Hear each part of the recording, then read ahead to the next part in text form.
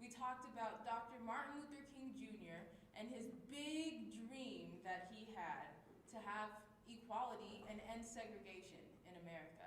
So today we are going to talk a little bit more about Dr. King's journey, and we're going to talk specifically about the role that children played in the civil rights movement. So we're going to read a story today, but after we read the story, we're going to focus on this word, perspectives. Do you know what that word means? What do you think perspectives mean?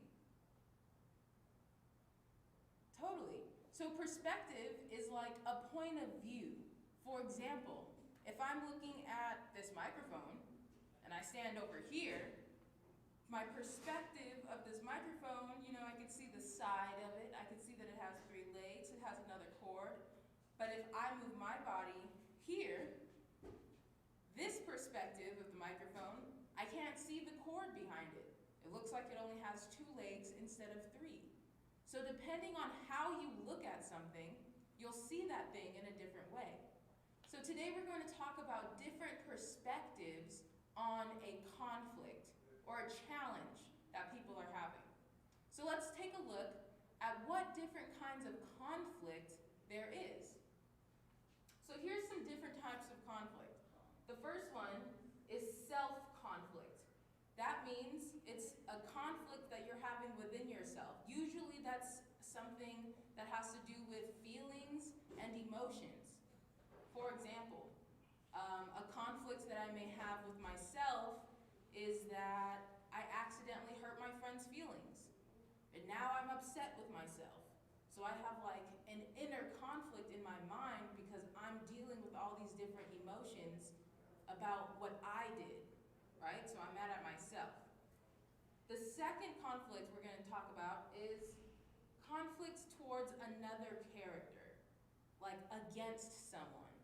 For example, if me and my little sister are playing with our toys together, and then she takes my favorite toy, now I got a problem with her. So that's an example of me having a conflict against someone else. The third kind of conflict we're going to talk about is conflict from an outside force. This could be like a conflict in nature or a conflict in our society. So an example of a conflict in nature could be like a hurricane or some sort of natural disaster. That conflict is affecting our lives because a natural disaster could tear down your home or really hurt you or your family members. But that conflict is out of our control. There's no way that we can just stop the hurricane from taking over where the hurricane is going. So these are 3 different examples of conflict that I want you to keep thinking about as we go through our session today. So I'm going to keep this handy for us by placing it on this board over here.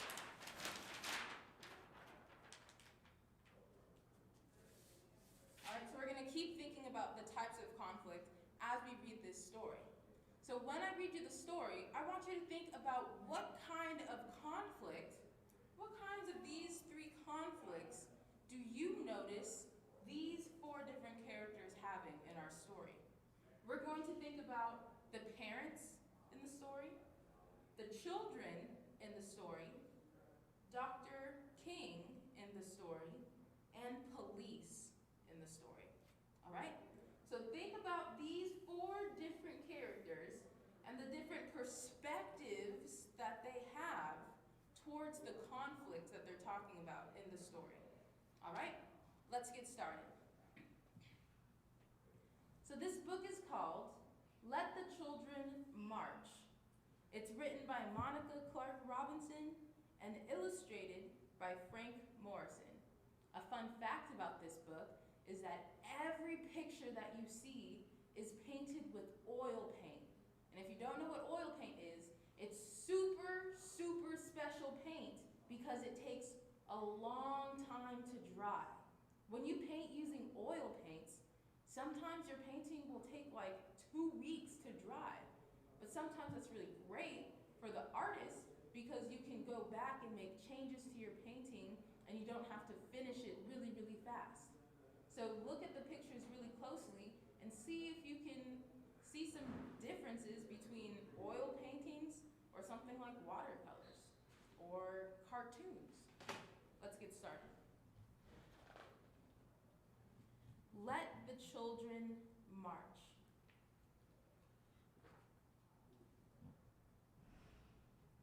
In 1963, in Birmingham, Alabama, I couldn't play on the same playground as the white kids. I couldn't go to their schools. I couldn't drink from their water fountains. There were so many things that I could not do. One warm spring night, my family went to church. We weren't there to have regular services, though. We were there to hear Dr. King speak. We were there to plan. Planning. What do you think that they're planning for? Let's see. Dr. King wanted to raise an army of peaceful protesters to fight for freedom. His brown eyes flashing fire and love, Dr. King told us the time he had come to march. If I march, Mama said, I'll lose my job sure enough. I can't march, Daddy said. I got a family to feed. The weight of the world rested on our parents' shoulders, but this burden, this time, did not have to be theirs to bear. So let's pause for a second. What is going on? What are they marching for? What do you think? Yeah, you're really smart. They're marching for so many different things, but this is during the civil rights movement. So one of the big things that they're marching against is segregation, which is where they kept all of the white people to one place and all of the black people to another place. And they weren't allowed to mix places. They couldn't be on the same bus together, but if they did, black people had to sit at the back. They couldn't drink from the same water fountains. They couldn't go to the same schools, couldn't live in the same neighborhoods. Everything was separated. And not only was it separated, but everything was way worse for black people. White people got all this good stuff, got all the best things. Their schools had all the books and all of the resources that kids needed to do great, but no one cared about any of the black communities or the black spaces. So Dr. King is saying we should march peacefully so we can show the politicians and the rest of the world that it's finally time for segregation to end. And now these kids are sitting up in church with their parents, listening to Dr. King speak. And they're seeing their parents get super worried because if they march, they could lose their job. And if they lose their job, how are they gonna feed their family? How are they gonna, keep the house that they live in? So many things to think about. But the children say, this burden, this time, did not have to be our parents to bear. I don't have a boss to fear, my brother said, or a job to lose. We can march this time. We'll be Dr. King's army, I said. I'll be fine, Daddy, I promised. Don't worry, Mama. Dr. King didn't like children being put in harm's way. He was a daddy too, after all. But he said that though we were young, we were not too young to want our freedom. Let the children march. They will lead the way. On May 2nd, a sunny Thursday, boys and girls, brothers and sisters, cousins and friends, we all met at the church, dressed in our best, feet ready. In a silence so loud that all I could hear was my racing heart, we began to walk. Hand in hand, we marched. So frightened, yet certain of what was right for our freedom. The path may be long and troubled, but I'm gonna walk on. Would I be hurt? Would we be heard? Would it all be worth worth it in the end? I wanted to run from the angry faces in the crowd, run from danger, run from fear. Boys and girls, brothers and sisters, cousins and friends, on and on we marched. We marched. We marched. Singing the songs of freedom, 1,000 strong we came. Hate dogged my heels all that day, its yellowed canine teeth sharp, but courage walked by my side and kept me going. Disperse or you'll be jailed, the police shouted the first day. Disperse or you'll get wet, the police shouted the second day. Disperse or we'll release the dogs, the police shouted the third day. But we did not disperse. We kept on marching. We wouldn't stop until things started to change. Hundreds of us went to jail on the first day, and even more on the second. My turn wasn't until the third day. After I was sprayed by water stronger than anything I've ever felt, rough hands pushed me forward, and I fell to my knees in the police wagon. I was going to jail. Dr. King reassured our parents. Don't worry about your children, he said. They're going to be all right. Don't hold them back if they want to go to jail, for they are doing a job for not only themselves, but for all of America and for all of mankind. What do you think Dr. King was trying to say? He was telling the children's parents that they were doing something for all of mankind by going to jail. Why is that? Yeah, those are great ideas. I can definitely see where you're coming from.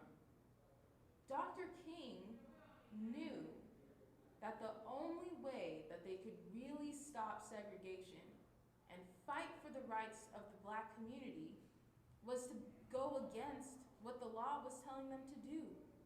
The police officers said, don't march. They wanted them to leave. They wanted them to stop talking. They wanted them to stop trying to change the world. But Dr. King knew that pushing against them and choosing not to listen was the right thing to do in that case. That doesn't mean everyone getting arrested is going to save us all from whatever is happening in the world. But sometimes when people organize all together and they think through what their decisions are, getting arrested can be a step towards making a change. That night, crowded into a cell too small for even half of the kids, we sang, "We shall overcome, ain't gonna let nobody turn me round, and freedom is coming." Our parents couldn't be there with us, but still we sang, wrapped in the proud and loving arms of our ancestors. What is an ancestor? Do you know what that word means?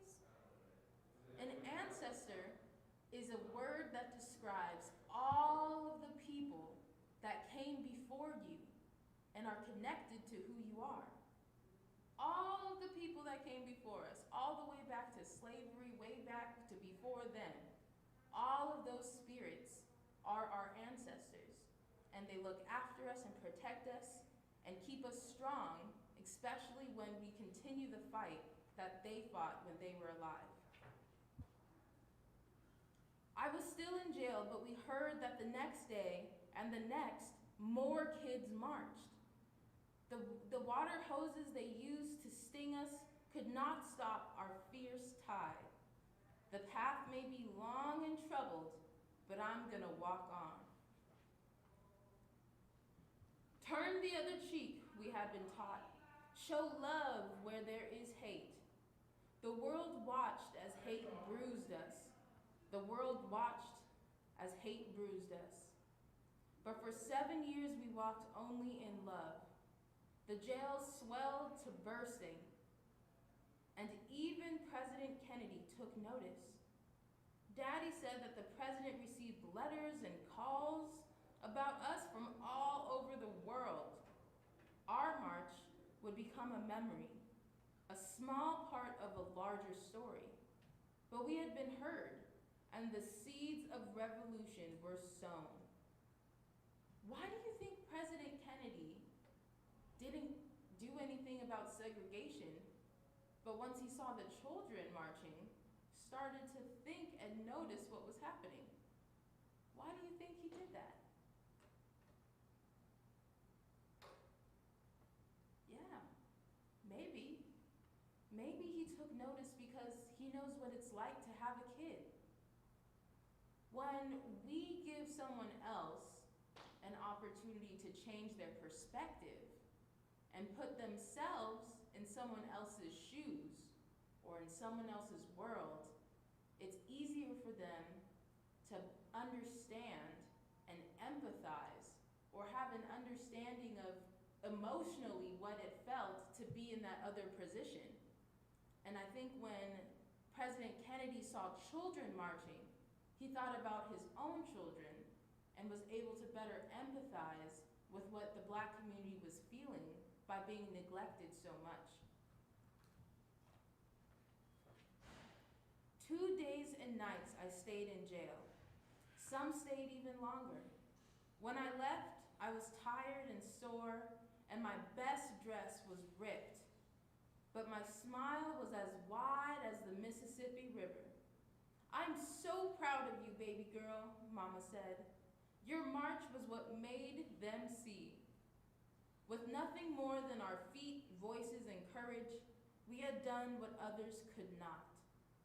Change was right around the corner. We felt it like a cool breeze in an Alabama August. On May 10th, the great news rang out. Dr. King had reached an agreement with the white leaders of the city. Desegregation would begin.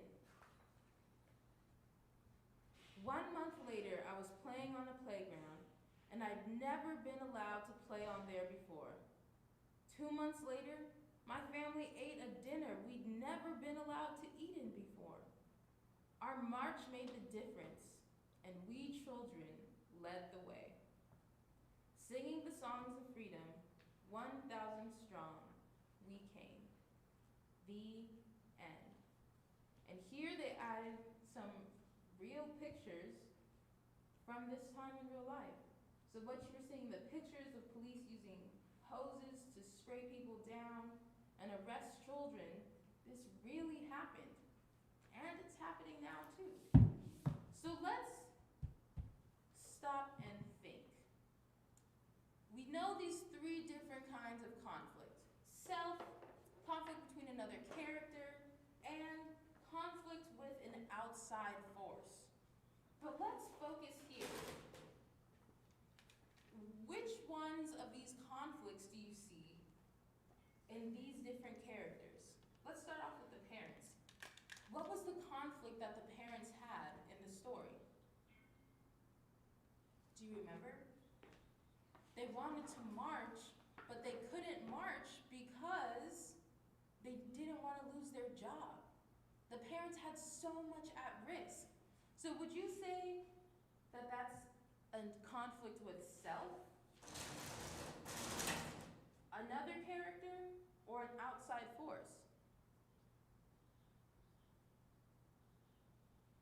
Yeah, I could totally see a conflict of self, like dealing with all of the emotions in your head of what decision you should make. I could also see conflict with another person, like a conflict between how they're seeing their boss, for their boss potentially firing them if they march. I could also see a conflict with an outside force, like the need to work every day just to get by, just to have enough money.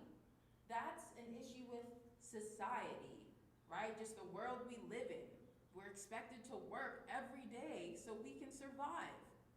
So the parents' perspective of conflict in this story was internal inside of themselves,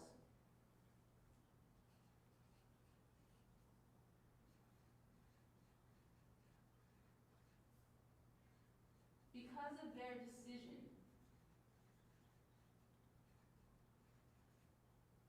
So the parents had an internal conflict because of the decision they had to make whether or not to march. Then they had an outside force conflict with the need and expectation to keep working.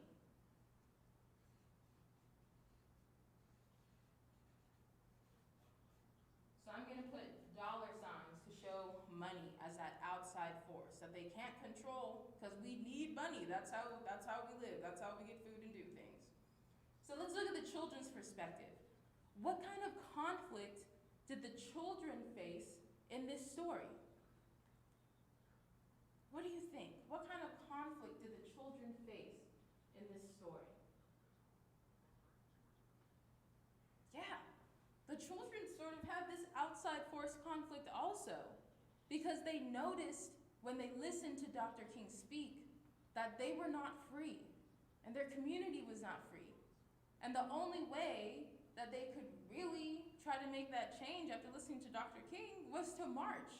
So the conflict that they had that moved them to march and stand up because their parents could not was that outside force of hate, right? So we have outside hate. Let's think about Dr. King. From Dr. King's perspective, what conflicts did he feel in this story? So, just like the children, I think Dr. King also faced this conflict with outside hate that was in society, the racism that's in society. And also, I think there was some conflict within himself too, because he had to decide if he was going to encourage children to march or decide that it was too dangerous and the children should not march. So Dr. King had a self-conflict because he had to make an important decision, and then his outside conflict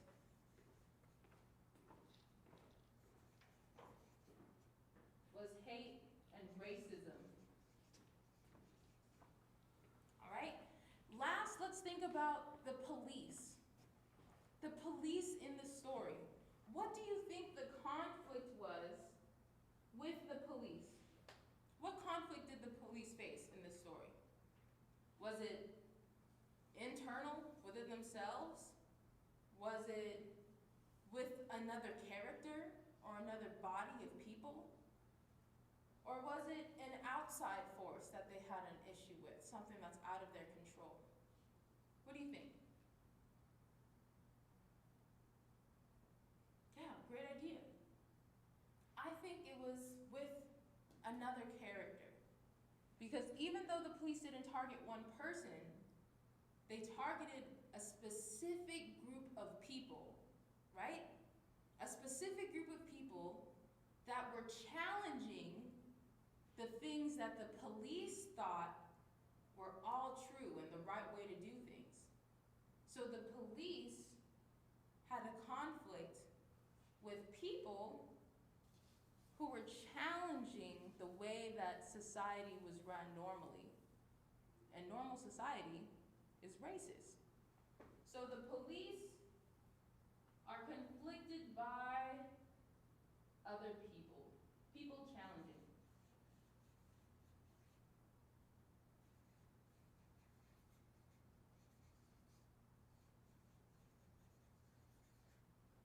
People wanting change, okay?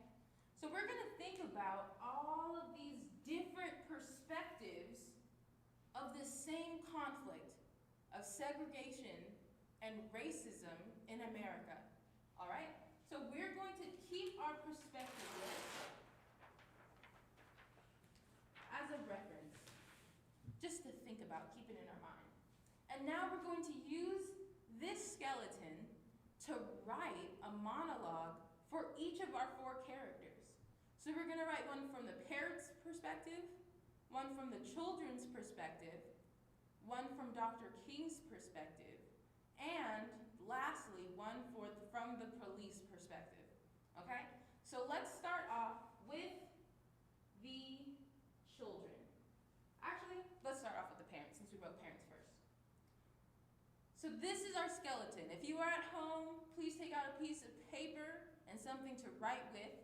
And you want to write this skeleton down because this is what we're going to keep using to write our monologues today. Okay? So here's the skeleton. We are here to blank. If I march blank, will I blank? Will I blank? Would it all be worth it in the end? I wanted to run from blank, my generation blank. Okay, so this is the skeleton we're going to use. And a lot of these words come straight from the book. The children were asking themselves questions. Will I do this? Will this happen? This sentence, would it all be worth it in the end, is something that they asked themselves a lot in our story. And they talked about running from things. They talked about thinking about whether or not they should march. So all of these ideas are ideas that everyone had to fill in depending on what their perspective was on the conflict. So we're going to start with the parents.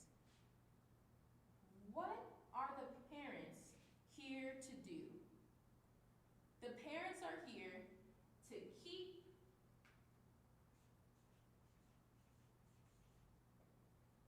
our children safe.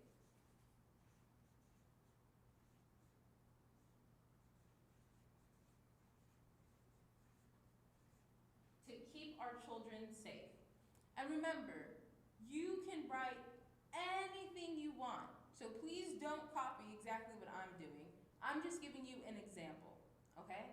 But you can write whatever you want, whatever you think makes sense. You have the power and the intelligence to make amazing creative choices. So please trust yourself and try something new, okay? Let's go to the next sentence. If I march blank, if I march blank, what happens if the parents march? You were paying attention, I like it. They'll lose their job. So if I march, I will lose my job. And now we have two questions. So you want to think like, what is a question or like a conflict that my characters may have when they're dealing with this conflict? So I'm going to write about what they're worried about. Okay, so if I lose my job, will I have money to feed my family?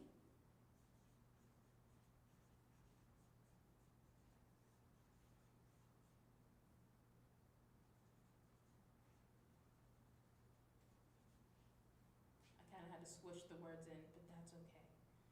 Will I have money to feed my family?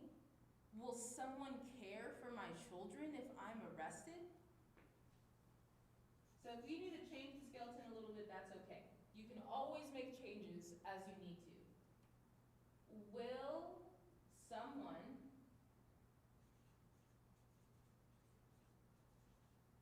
care for my children if I am arrested?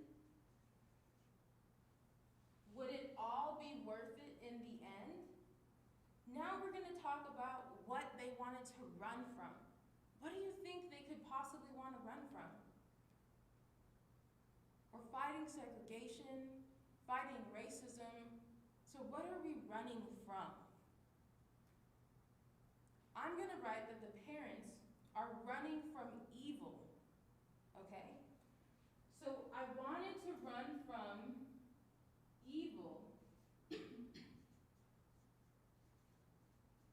but we have to face evil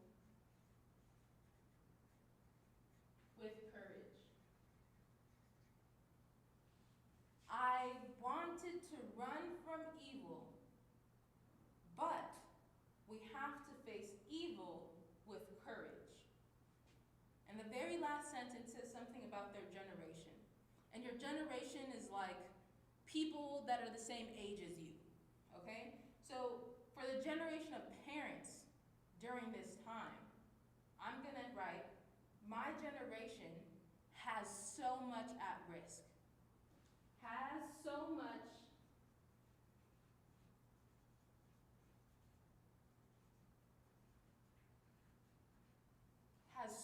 much at risk, okay?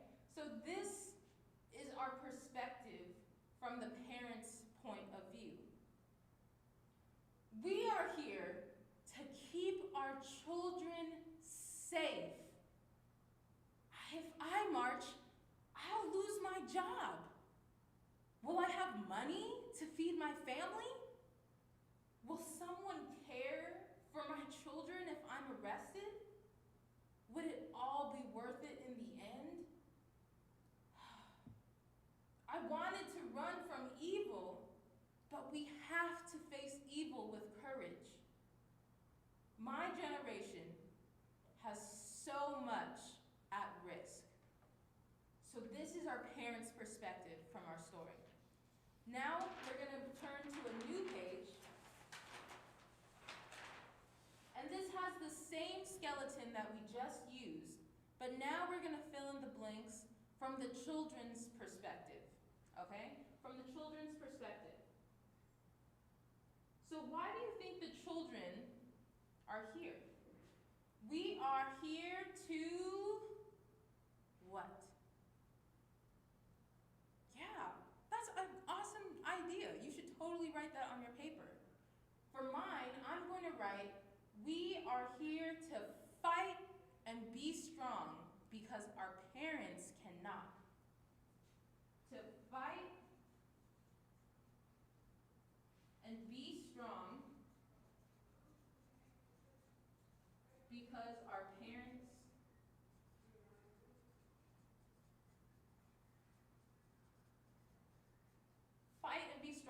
our parents cannot, right? Because the parents are just like, I don't know what to do. I can't march because I'm going to lose my job. But if you remember in the story, the children decided to march because they didn't have a job that they were going to lose. If I march, I won't lose my job.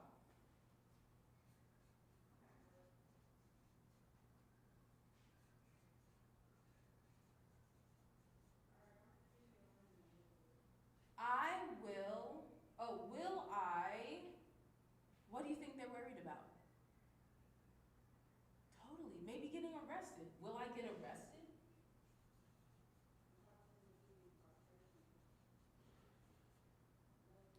Will someone try to hurt me?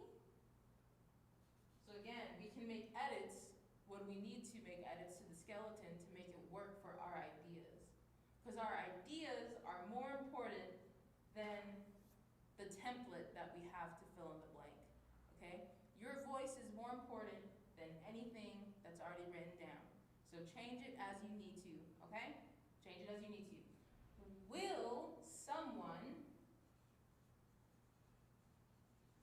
try to hurt me?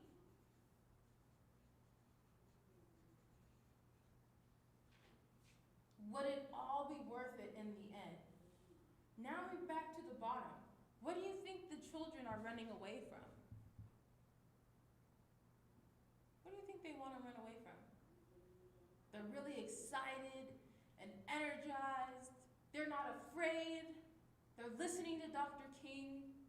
What do you think they want to run from or to? I wanted to run from the church straight to the march because they're so excited to march. I wanted to run from the church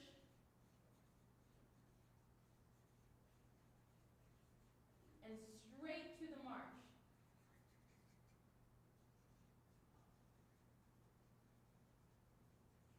And what do you think these children think of their generation? What do they think about their generation? Yeah, these children are gassed up. Like, they are so excited, they're ready, they have hope, they're inspired. My generation can really change the world.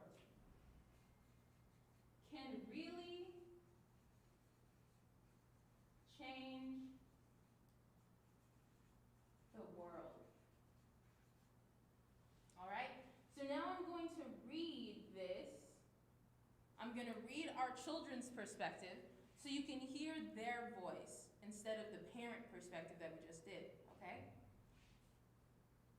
We are here to fight and be strong because our parents cannot.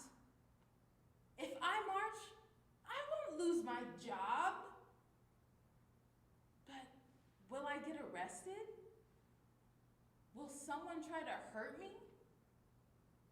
Would it all be worth it in the end? I wanted to run straight from the church to the march. My generation can really change the world.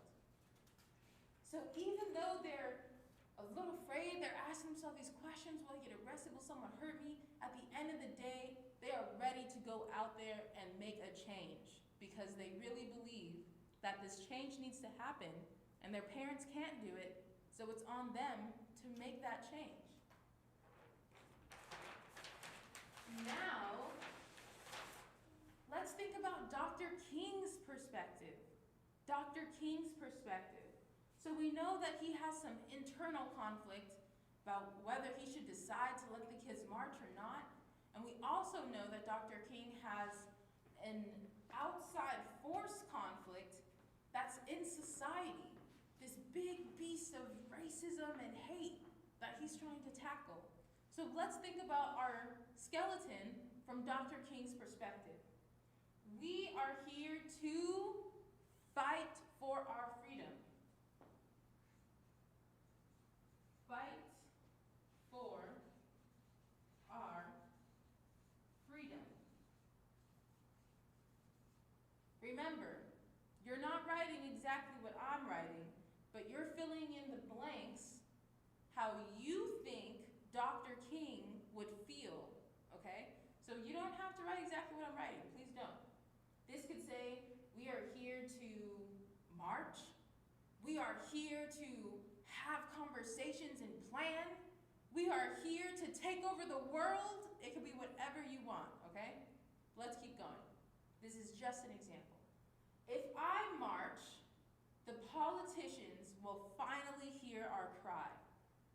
Because it takes a politician to make a change using the law, right? So Dr. King thought if they marched, people would finally hear about the problems that they've been having and feel like they need to make a change. So if I march, the politicians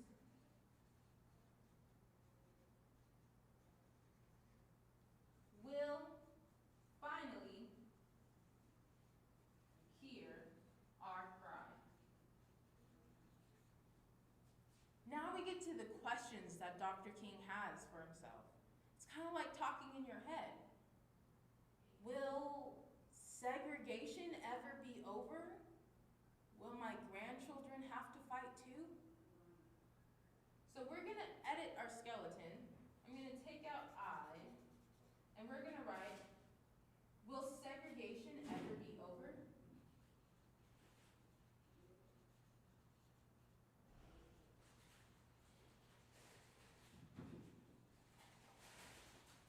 Will my grandchildren have to fight this fight too?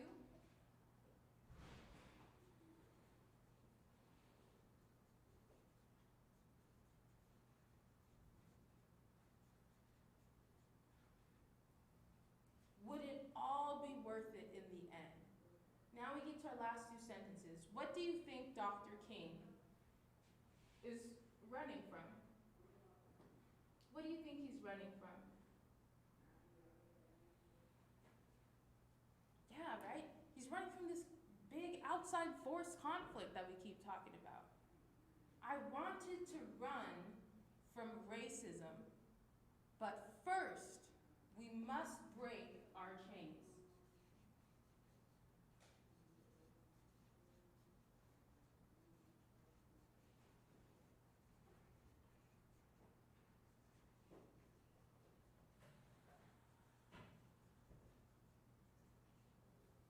So Dr. King is running from racism, but before we can just get rid of racism, we need to acknowledge and see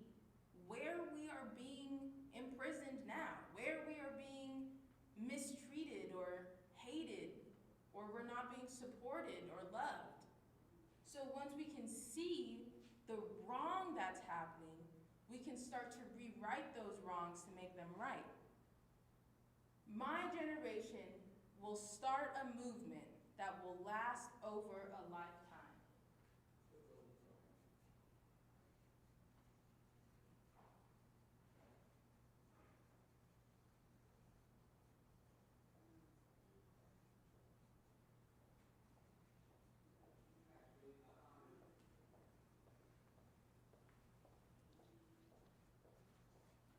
So now I'm going to read you all of what we wrote from Dr. King's perspective on this issue in our story. We are here to fight for our freedom. If I march, the politicians will finally hear our cry. Will segregation ever be over? Will my grandchildren have to fight too? Will it all be worth it in the end? I wanted to run from racism, but first, we must break our chains. My generation will start a movement that will last more than a lifetime. So this monologue is from Dr. King's perspective in our story. And the last perspective we're going to talk about today is the perspective from the police's point of view. In our story, we saw the police were very violent and very much against all of the marches that folks were doing to end segregation. So what do you think the police are here to do? Now remember, we're practicing perspectives today, right? So we're gonna take ourselves out of our body and put ourselves in the body of someone who may have been a police officer in our story. So from their perspective, I would say that they are here to protect our country.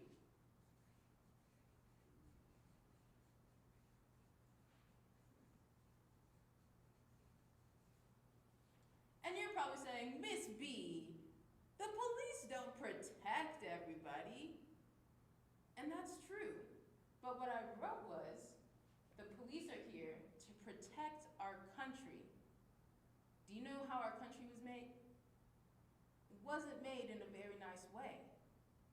So the things that happened in America to make America exist were already not good things. America killed people to make America, enslaved people to make America. But in the police's eyes, they're not protecting people, they're protecting the country. They're protecting America, the ideas that came from the very beginning of America, even though all of those ideas aren't good ideas. Let's keep going. What do you think the police officer would say or think about them marching? If I march, everyone will think I'm a fool. Everyone will think I am a fool. Because other police officers don't think during this time, in this book, those other police officers did not think segregation should go away. They did not think that everyone should be equal and everyone has rights and should be treated well. They did not think that. So he thought if he marched, people would think he was a fool.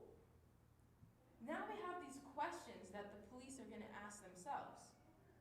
What do you think they're thinking as they're trying to fight for America, but not fight for people?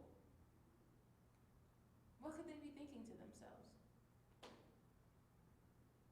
Will these people stop trying to change my reality? Will I protect American values? So those are the questions that I'm going to choose. Will I protect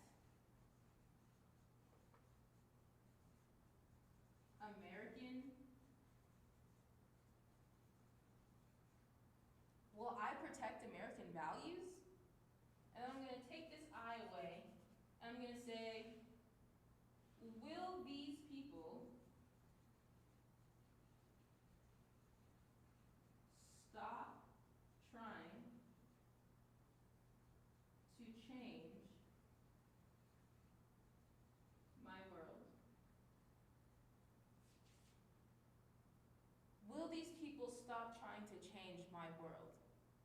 Because in the perspective of someone who is a police officer fighting for America, they may see protests or people marching as a threat or something that may take down or change the way that they see the world. And I don't think they always believe that it's everyone's world. When people get in power, sometimes they do really ugly and bad things. And they may say, this is my world, these are the rules, and if you don't like it, I'll throw you away. So the police is asking themselves, will these people stop trying to change my world? Would it all be worth it in the end? Now our last two sentences. I wanted to run from blank, and my generation blank. What do you think the police are trying to run from? What are they trying to run from? Yeah, those are great ideas. You should totally write that on your paper. On mine, I'm gonna write, I wanted to run from conflict, but now I'm the problem. I wanted to run from conflict, but now I'm the problem. So from a police officer's perspective, they could be like, I'm just trying to not have any problems. I'm just trying to keep the peace. So you all need to stop marching. But now, people are upset at the police. So from their perspective, they may be trying to stop a conflict or stop a problem, but by doing that, they're creating more problems because they're not thinking about all these other perspectives that we just went through. The last sentence, my generation blank. After all we've talked about with the perspective of police officers and the perspective of trying to fight for what America was way back when it was first created and they did all those bad things, what do you think they would say about their generation? I'm gonna write, my generation will never change.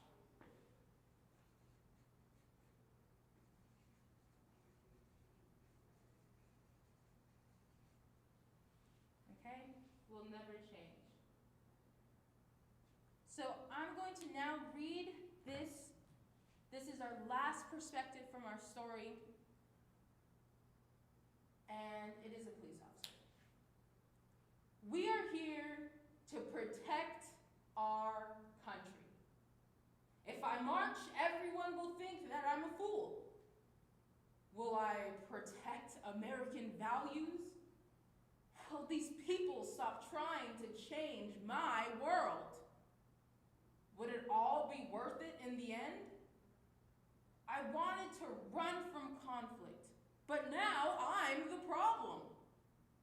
My generation will never change. So today we went through 4 different perspectives that we saw in this book. And I challenge you to think about how when you are in a situation of conflict or something's not going great, I challenge you to put yourself in the other person's shoes and think about it from all of the different perspectives that are happening and involved in that situation. Because when we don't think about other people's perspectives, then it becomes really, really easy to just hurt a whole bunch of people. Like the police officers. They just were not thinking about all the different perspectives in that situation. So I hope that you followed this lesson. I hope you wrote down the skeleton. I would love to see what you've created. Please email all of your work to stories@handfulplayers.org. And don't forget about our special challenge for the summer virtual showcase. We would love to see a video of you or your family members or your friends singing, dancing, or creating something together to We Got Love by Tiana Taylor. It's an awesome song. Check it out. Record yourself making some art to it and send it on back to us so you can see yourself in the showcase. I'll see you on Thursday. Bye.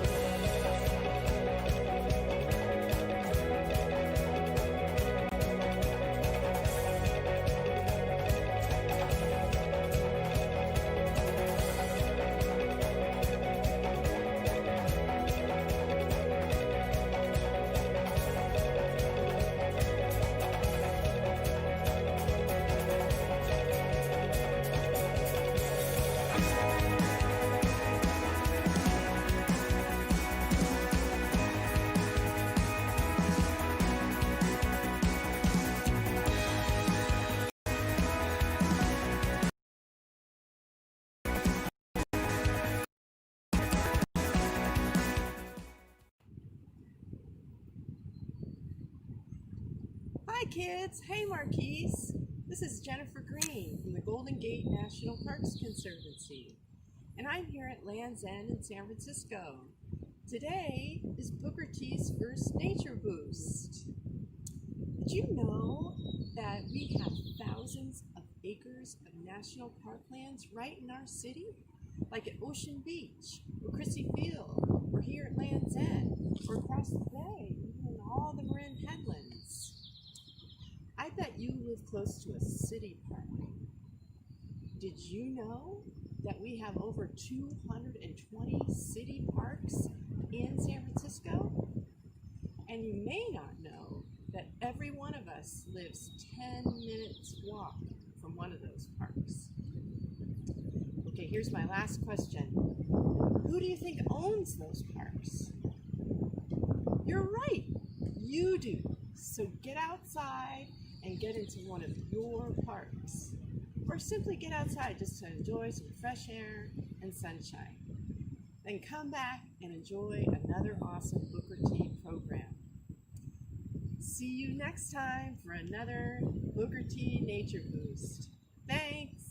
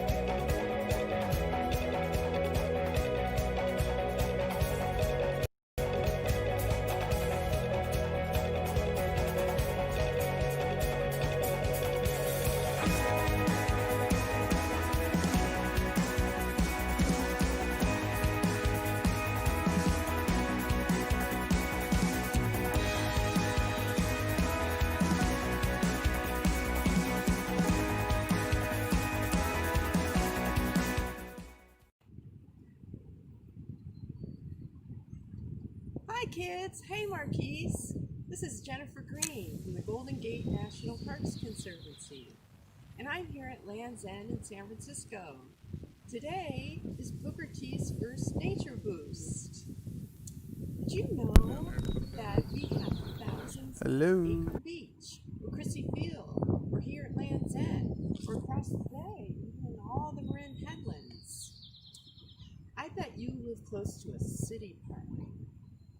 Did you know that we have over 220 city parks in San Francisco?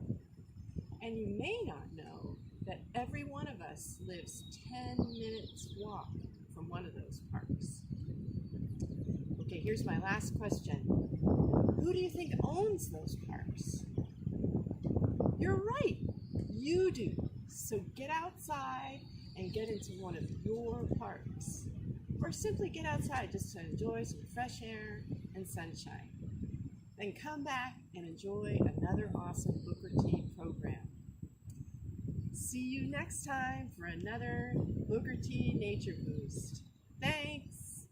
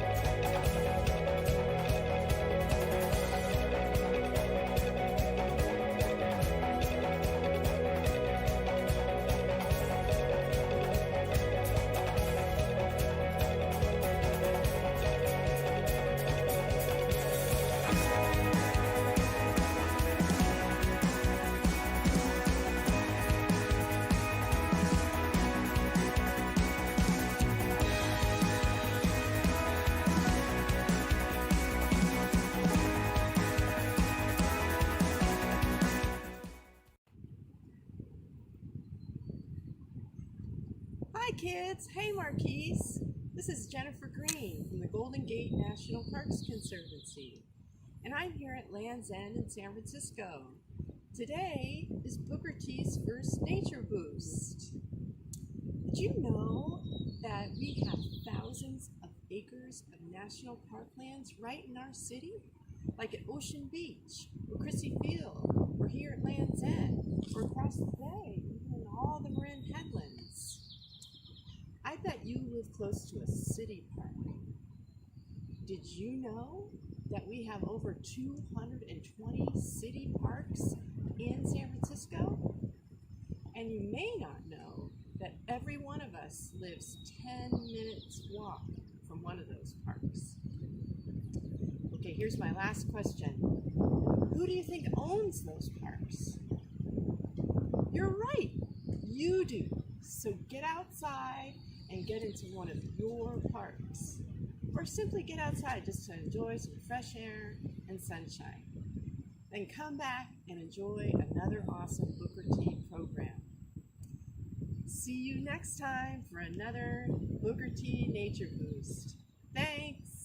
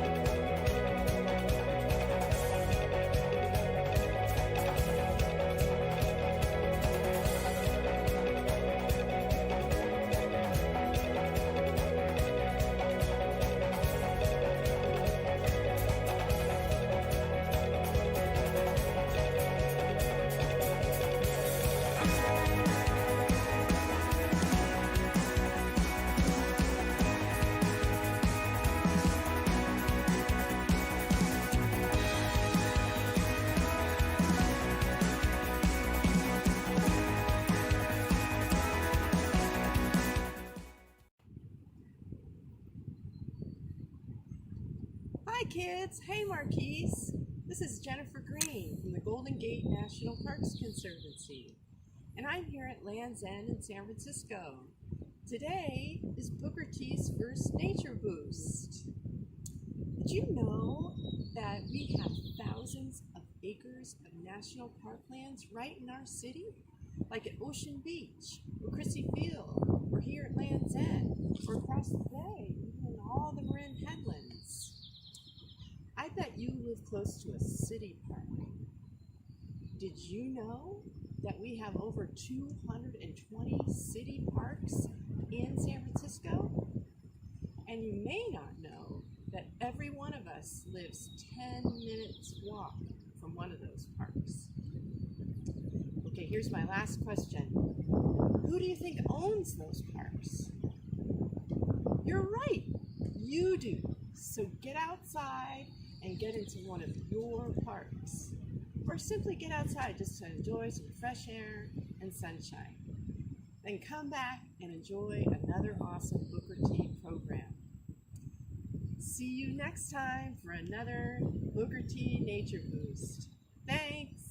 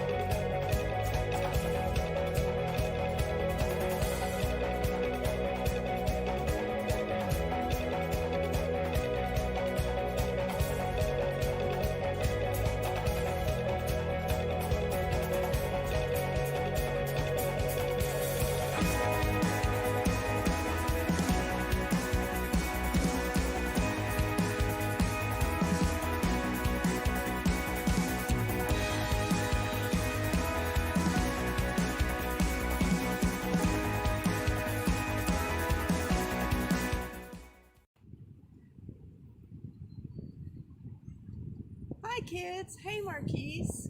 This is Jennifer Green from the Golden Gate National Parks Conservancy, and I'm here at Land's End in San Francisco. Today is Booker T's first nature boost. Did you know that we have thousands of acres of national park lands right in our city? Like at Ocean Beach, or Christie Field, or here at Land's End, or across the bay, even in all the Marin headlands. I bet you live close to a city park. Did you know that we have over 220 city parks in San Francisco? And you may not know that every one of us lives 10 minutes walk from one of those parks. Okay, here's my last question. Who do you think owns those parks? You're right, you do. So get outside and get into one of your parks. Or simply get outside just to enjoy some fresh air and sunshine. Then come back and enjoy another awesome Booker T program. See you next time for another Booker T Nature Boost. Thanks!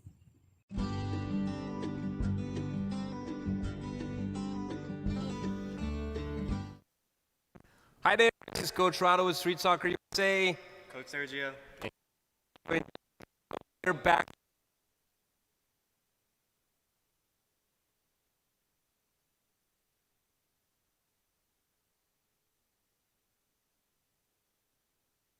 We're going to today, and we'll be discussing the Women's World Cup history. Okay, we are totally unprepared, but we're about to learn more now that we've wrapped up the European Championships as well as the World Cup, right?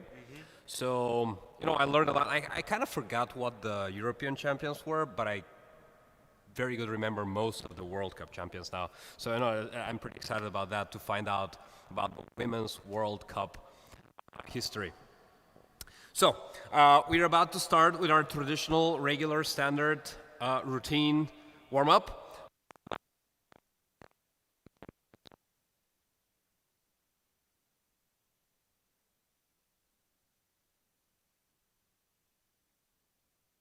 And improvising with the word, so we'll have seconds of each exercise. Okay, so we are going to start without the ball, and we're going to do the high knee for seconds now. Okay, so Coach Sergio, I'm counting those down or up. Do you have a stopwatch? Excellent.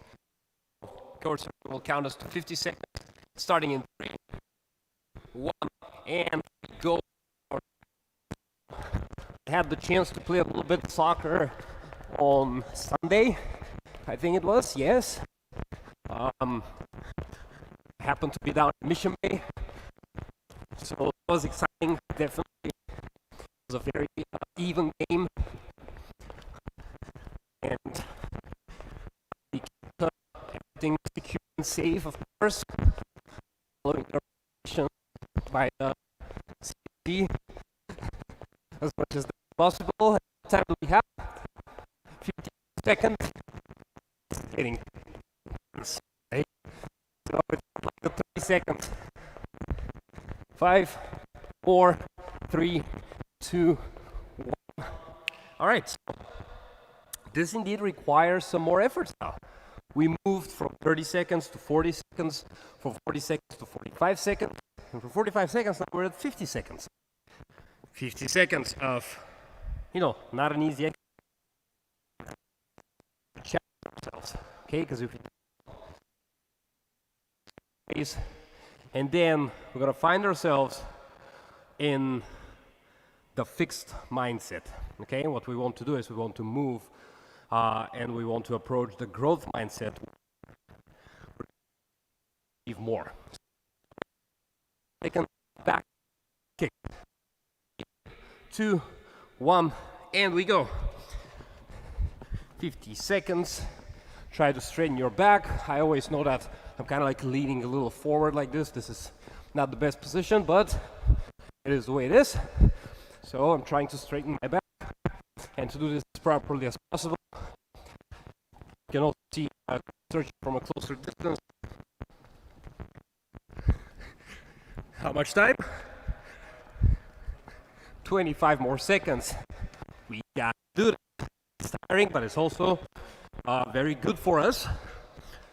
Very simple exercises, and those would be actually best in case you have the space to perform them. 5, 4, 3, 2, 1, and cut. Coach Sergio, how about you come a little closer here?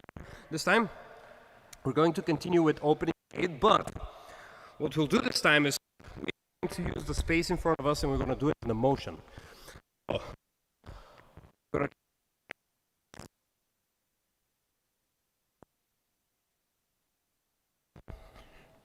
right, just about that close. Okay, and then we're going to go back.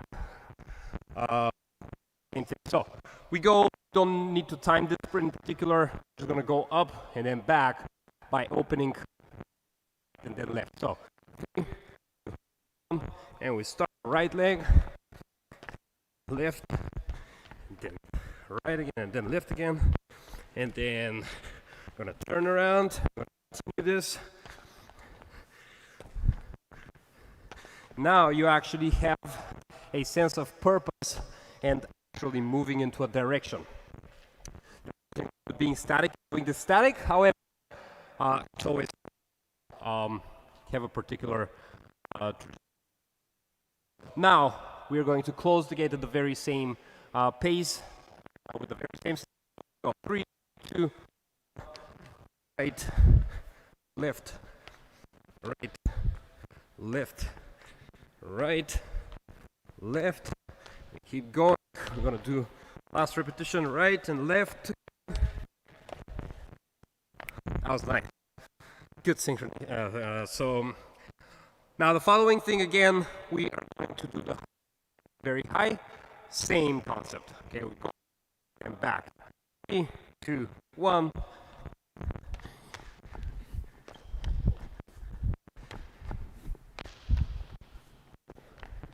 Okay, we're gonna have one more last repetition. All right. Now the next thing is, this is run. How do you call this actually when you do run like this? Karaoke.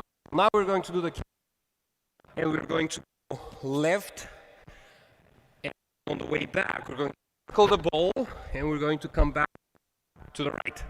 Okay, here we go. 3, 2, 1.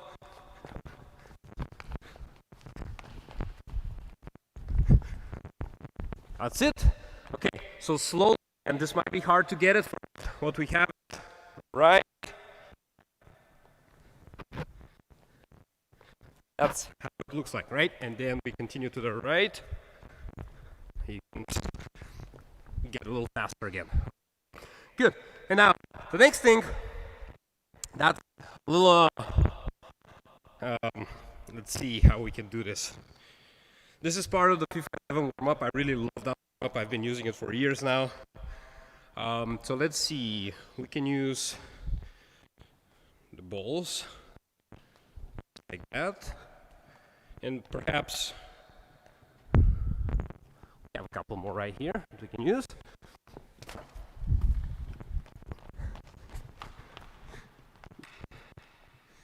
Okay, I'll use an imaginary ball right here. So what we do is we're going to run from the side and we're going to circle each other, go back to the same spot, move one gate or cone or ball, in that case, up. Okay, so we're going to start on the blue line, if you can see it. Just a little question right here. Are we both still inside? Yes. Okay, good. So we're starting, and this is involving communication too. We're going to have to communicate who's going to go in front, who's going to go behind. Okay, and then we circle each other, we're going back. Yes. So, all right, there you go. Go in front of me, towards me, towards me. Yeah, go in front, circle me, going back at the same spot. Okay, moving up. Okay, now I go in front. There we go. Nice. Next, you go in front. Okay, you want to navigate this one? I go front. Okay, and now we jog back. Let's do it again. Now you take the initiative to call which side you want to take, front or back. Okay, here it is, and okay, good. Good.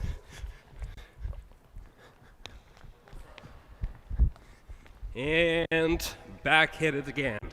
Okay, good. Now, if you want to practice something else involving your coordination and your ability to stand your ground, that will be the shoulder bump. Partner height. I mean, approximately the same height. Maybe I'm slightly taller, but we can still do it, right? If you have somebody approximately your height, you can perform that. Have you done that before? Okay. So this is another part of the 50. We're doing the same thing, right? Going side to side, and then we're bumping our shoulder. Yep, just like that. And then the next one. So make sure you're not just like smashing each other, but actually sort of leaning and using your body strength and to land on the proper way. Okay, and now switching shoulders. I have to be careful with this guy. 3, 2, 1, we go. Okay. Make sure you're not landing on the other person's feet. All right, here we go. And jump back. Okay, so now, moving next this, where we're going to be moving two gates back. So what this means is first, starting point of 1, 2, 3. So we're going to go to the second, back to the first, then to the third, back to the second, and then we're going to go around, okay? This is usually done with more gates, but we're going to work with what we have right now. Okay, so 2 up, 1 back. Starting 3, 2, 1, go. 1 back, 2 up, 1 back, and then we go around. And second time, we go again. 2 up, 1 back, 2 up, 1 back, and return. All right. Hope you're all feeling good. Now, you get some water. We're going to do the same, and then we're going to continue this portion of FIFA World Cup series. All right. Off we go. See you in just a few seconds.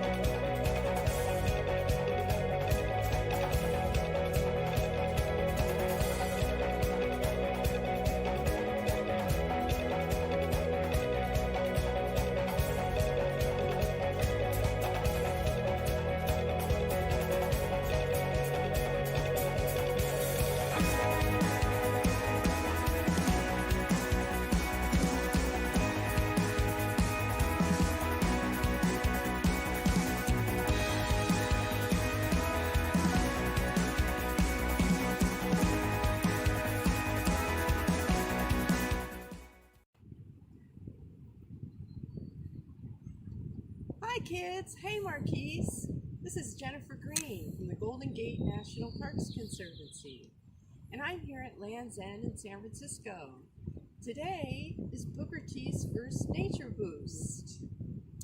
Did you know that we have thousands of acres of national parklands right in our city? Like at Ocean Beach, or Christie Field, or here at Land's End, or across the bay, even in all the Marin headlands. I bet you live close to a city park. Did you know that we have over 220 city parks in San Francisco? And you may not know that every one of us lives 10 minutes walk from one of those parks. And we are back after our water break. We hope that you got the chance to get some water too. Let's sharpen our brains and we're going to start using, even though that doesn't really have much to do with talent or with memory, because we are both not really aware of what was happening back then about the Women's World Cups. So, let's pull out our devices. And we have already Googled the page of the FIFA Women's World Cup. Okay, so from what I can see here, the 1991 was the first year that World Cup took place for. Okay, we are both going to the first one, kind of like cheat, see what we're dealing with, and we are going to start from there. Now, what do we see? Host country? China. China was the host country, and it took place very late in the year. Isn't that surprising? Yeah. Strange. Why? Maybe we'll find out. No question who the champions is. Can you guys guess before we give out the answer? 3, 2, 1. USA. Or United States of America. Sorry, my bad. Okay, we messed it up. Runners up? Norway. Third place, Sweden. Fourth place, Germany. Excellent. So, a total of 12 countries from 6 confederations took place and took participation into. Very, very exciting. Okay, so now we are moving on to the guessing part of it, where you need to know that for Women's World Cups are hard, but they also take place odd year. So if the FIFA Men's World Cup takes place at say 90, 94, 98, 2002, and etc. etc. The women's one takes place at 91, 95, 99, and so on. So let's move on. 1995. Who's guessing first? 1, 2, 3, shoot. 1, 2, 3, shoot. Okay, you in. Start. What do you choose? You guess first. First. Okay, you bad. Okay, well, I don't have the access to that. So, In 1995, the Women's World Cup was held in Sweden. Who do you think is the champion? okay, again, I don't know much about it, but first, the United States wins. Okay, two.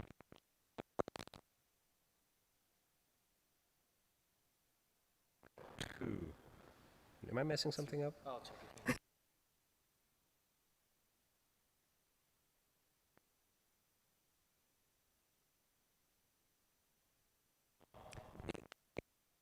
Big rivals with the USA. Okay. Host. That is not correct. Oh, that is not correct. Okay, I'm not gonna ask for jokers now. I'm not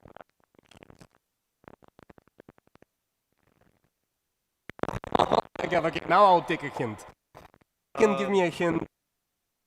Wait to the Men's World Cup if I can make any.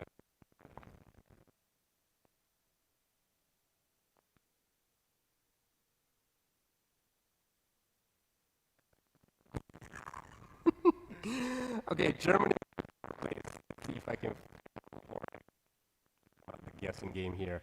Germany was fourth in the last edition. France was not even present, but I know that France was also a big force back then. Well, actually, I don't know about back then, but I know that recent years.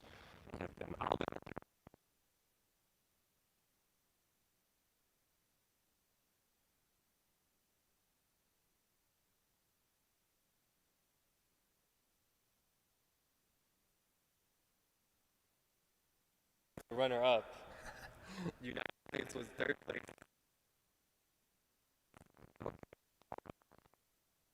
Well, thank you. So let's rewind that. We have the first edition where the USA wins in China, and then Norway was the runners-up on that one, wasn't it?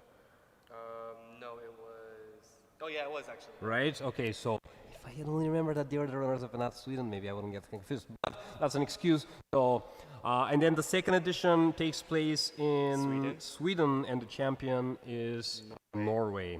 Very, very interesting. This will be a hard guessing game. So, your turn to guess. 1999.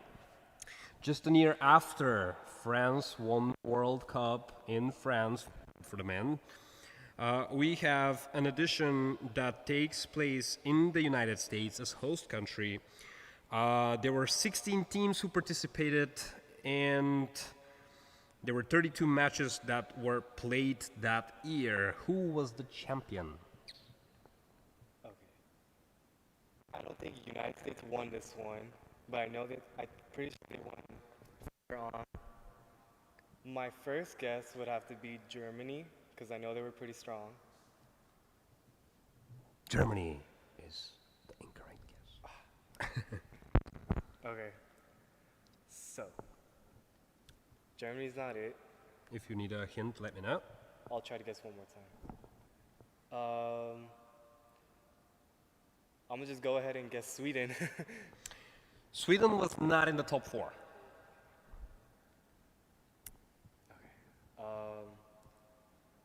Let's see. Let's try to guess China. China was runners-up. So, unfortunately, you eliminated the champion in your very first guess, and that was indeed the United States, and that was their second title in 3 editions of the World Cup. China was runners-up. Third place was taken by Brazil, and then Norway again managed to be in the finals. Brazilian CC and then the Chinese Sun Wen score. Okay, one more guess, then we're moving back to some exercises, all right?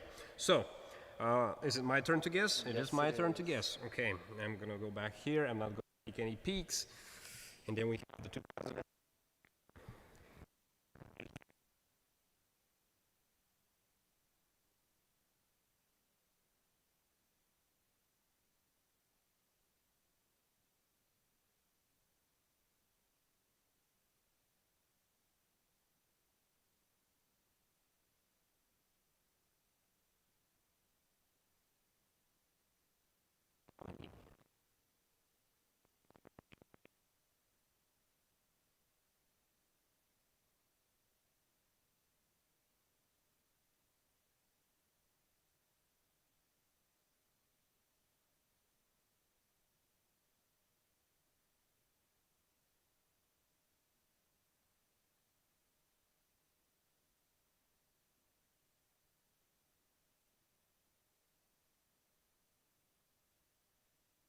States. The United States was third. Oh my god! How close though I was, aside from them being runners-up. I would say that this is on the champions are on the other side of the earth. Champions are on the other side of the earth. Okay, I will just guess China. No. The champion of the 2003 World Cup was Germany with their first title. And then, like I said, runner-ups were Sweden, third place United States, and fourth place was Canada. Oh god, okay, well, very interesting. Very, very interesting. The champion was Germany. Germany. Okay, so we have two for the United States, one for Germany, and one for Norway. That's it, right? Yeah. Okay, so that was the 2003. We still have 2007, then 2011, and then 15, and then 19. Okay, well, very good. We're taking the exercise break now. So we're implementing the ball, continuing with our for 50 seconds. Then the hybrid for 50 seconds. So that's a total of almost 3 minutes workout. So get it going.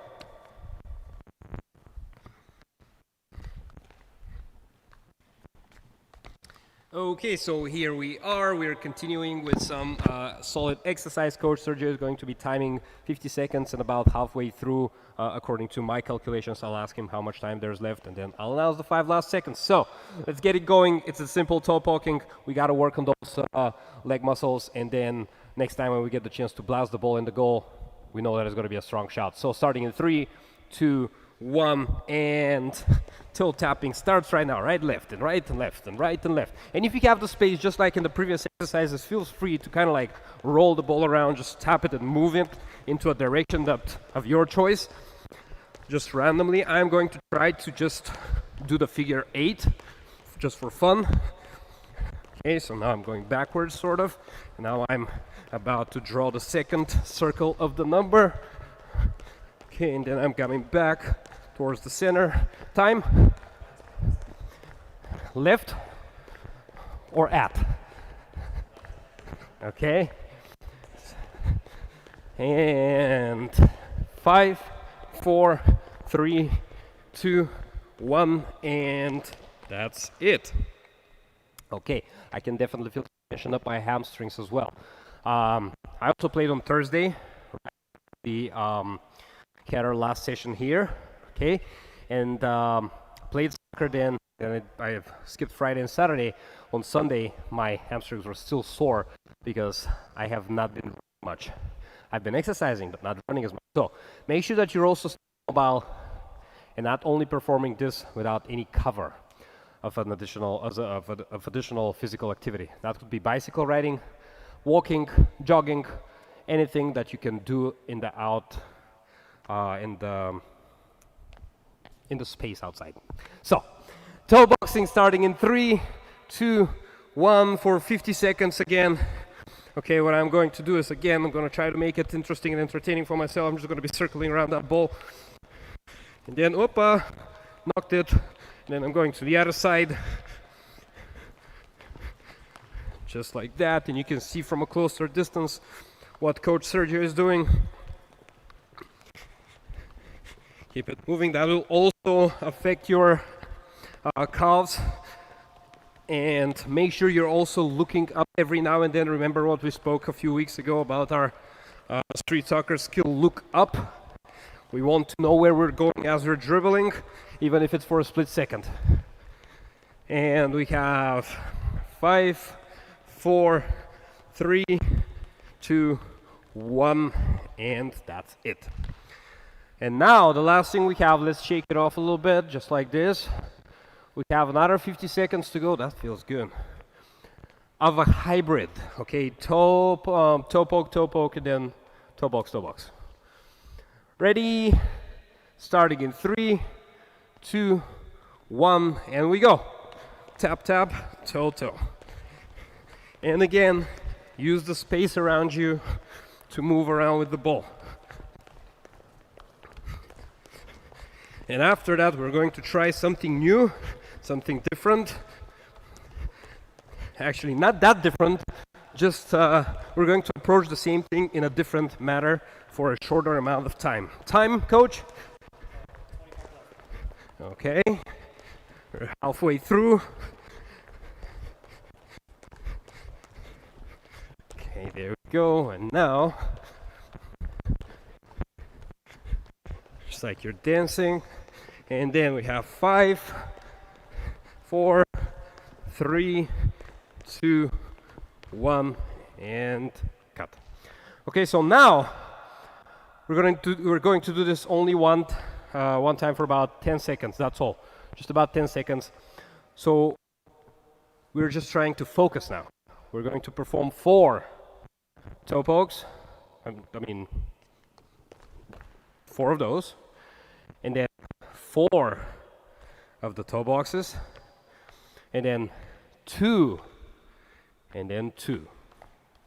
Okay, so we're making this confusing. Okay, we're getting in a Todd motion. So you have to do 2, 3, 4, 1, 2, 3, 4, 1, 2, 1, 2.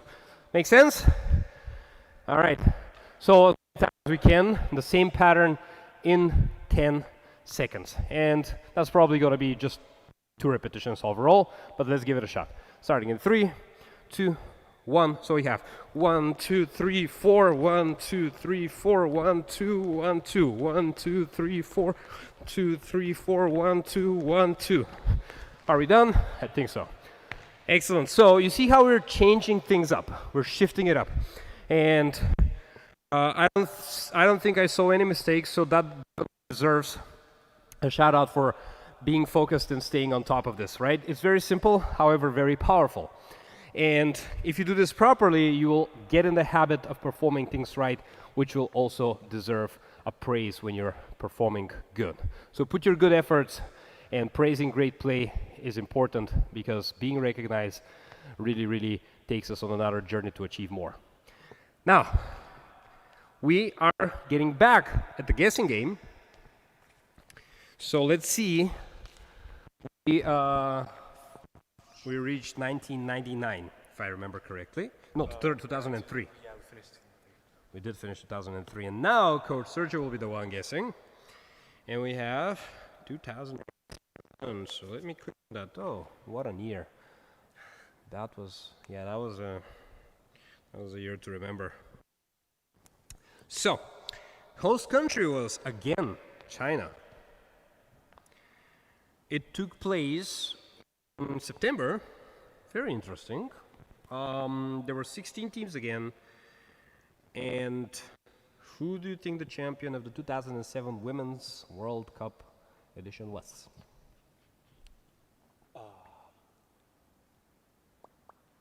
I would have to say my first guess would be France, because you mentioned that they were on the rise back then. 2007, a year after the men's team played the final, but that's not who the champion is. Interesting. My second guess is going to have to be Germany.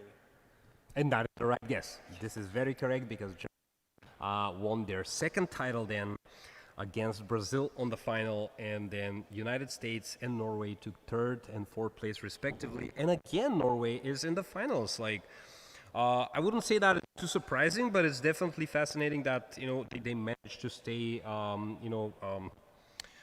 very, very like on top of their game. So, moving on, I'm guessing, going to 2011. Now, I remember that year also, very, like bright. 2011 was a good year. Yes. All the Real Madrid lost a very, very silly semifinal. Anyway, let's go. In 2011, the Women's World Cup was held in Germany, and there were 16 teams that played in that cup. Who do you think is the champion? The US already has how many? Two? Two. Germany has two. Norway has one. That's 5 editions altogether. 1991, 5, 9, 3, 7. Okay, so we have everybody so far. 2 for US, 2 for Germany, 1 for Norway. This is the 6th.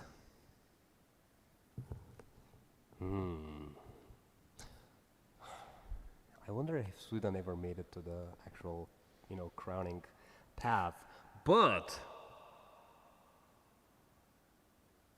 2015 is for the US. I just gave it out. I knew it already. But you knew it already. I just wonder if they did it 3 consecutive times. No, I'll bet on Sweden this time. Sweden is not the correct answer. Any hints? This country is across the ocean from us. From where? Across the ocean from us. Here in San Francisco. Oh, so west. Yeah. Japan? Yeah. I did it! Okay, so Japan is the World Cup champion in 2011? Okay, and who's the host country again? The host country was Germany. Germany. Okay. The runner-ups were the United States. Third place was Sweden. Okay. And then fourth place was France. So Sweden, gosh, yeah, they've always been. I know that because also Abby Wambach, she mentions it in the book, in her book called Wolfpack. Have you read this? No, I haven't. So she's basically talking about the women's leadership and her recognizing herself basically as the one who started the Wolfpack with the United States women's national team, where she brings everybody together and everybody's looking at the same direction and playing together as a very, very strong team at the time. So, 2011 champion, Japan. Now, I think I do recall that because, well, I don't know why exactly I recall that, but I have some some conscious, sparkling around my head that they were playing in their blue jerseys. And then, well, anyway. So, moving on to 2015, I don't think that we need to take a peek of what... I know that Coach Sergio knows the answer already. I'm just going to try to guess that the host country was France. If I remember... No, host country was Canada. Very, very wrong guess. What is your thoughts on that edition in general? I thought it was a pretty good match. I didn't get to see the whole match. I saw this first half and then had to go somewhere. But I remember that the United States did play very well in the first half. Okay. So they basically took it back on Japan, is from what it appears. And England took third place. England actually appeared in the finals. That's very, very interesting. And that's also when they started getting better. In the last edition, they gave a good performance. And then fourth place was Germany, right? Germany has also been performing very well. And that's the year when the top goal scorers were S.T.E.A.M. I believe that this is the way this is supposed to be pronounced. S.T.E.A.M. and Carly Lloyd sharing equal amount of goals. 6 goals. And becoming the top goal scorers of the 2015 edition. So, moving on to the 2019, we can also comment on that. because I think it's pretty fresh and we know who the champion is. Were you there when we started building that soccer pitch last year at the Civic Center? Yeah, I was there. Were you there when we started? I wasn't there for the building of the first court, but I was there for the second one. Okay, so as far as I remember, now the host country was France, and it says it right here. There were 24 teams that participated, and I remember that took place at the Civic Center. I mean, they were projecting the game right there on a big screen, and we had our street soccer US soccer court at the Civic Center square, or what is it called? Plaza. The Civic Center Plaza, right between the Asian Art Museum and the library. And I remember very freshly, it was only a year ago, and they were showing the final between the United States and Netherlands. Netherlands performed very good, like throughout the whole tournament, but they lost to the United States. What is it, 2-0?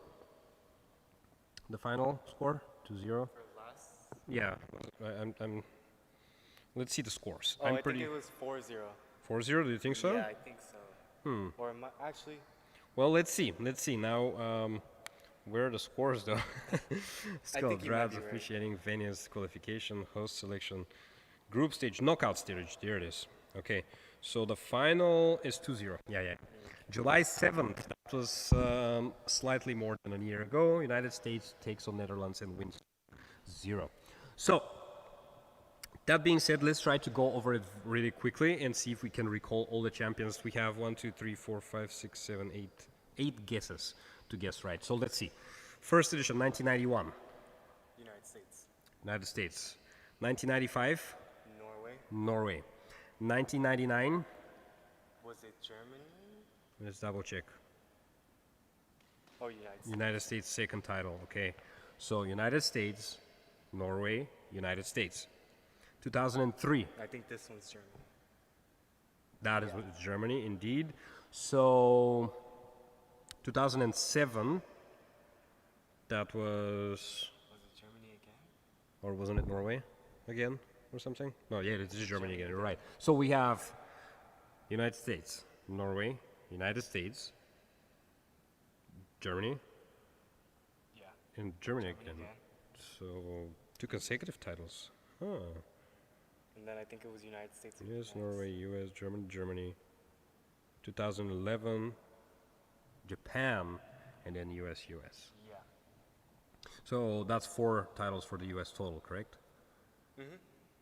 2 for Germany, 1 for Japan. 1 for Japan, 1 for Norway. 1 for Norway, and that's it, isn't it? 1, 2, 3, 4, 1, 2, 1. Who are we missing? Are we sure that Norway has only 1? Norway has 1.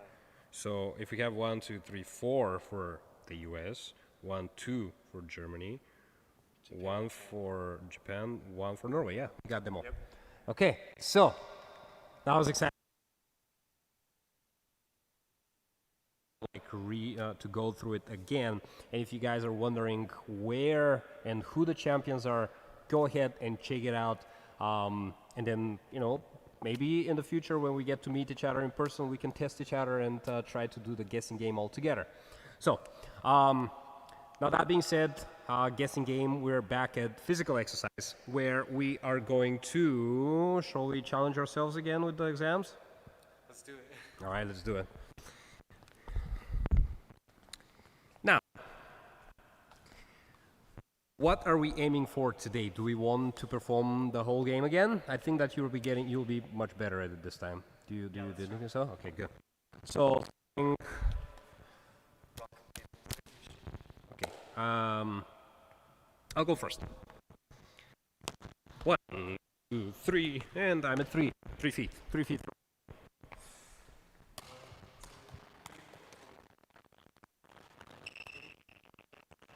Moving on.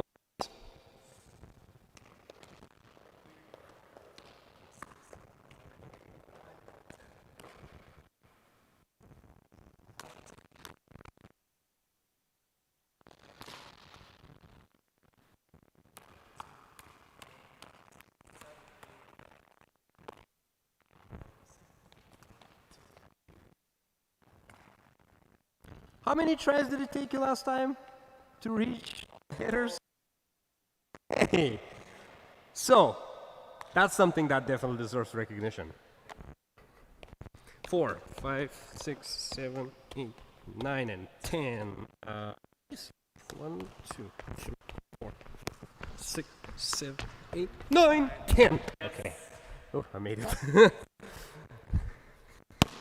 1, 2, 5, 6, 7, 8, 9, 10. 1, 2, 3, 4, 5, 6, 7, 8, 9, 10. 1, 2. Oh, I'm out of bounds. 2. Okay. 4.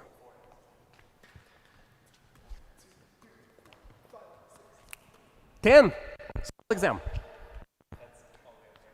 Yeah, just up. First time. Big. Up, back and forth. Okay. Moving on from, what is it, 2 hitters? 3, 4, 5, 6, 7, 8, 9, 10. All right. Small exam. Big exam.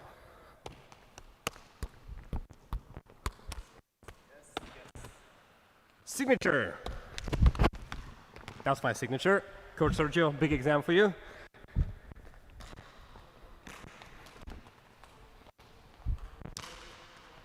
Woo! How about that? Second try. Second try, everybody. Okay. Your turns. Signature. Whatever you decide. Something fancy, something simple. Okay, that's good. It still counts, right? I mean, the signatures are always kind of like just scratches. Anyway. Now, let's see if we can do 2 consecutive back and forth big exams. So you're going up and down, and then again up and down without dropping the ball. Now remember, when you go all the way down, you have to start right with another foot. Like so, you finish with a foot, and then you continue with the foot. Let's get it going.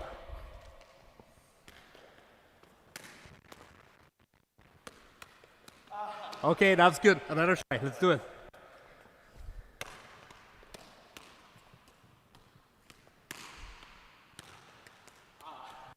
Good. Last try, and then we wrap up.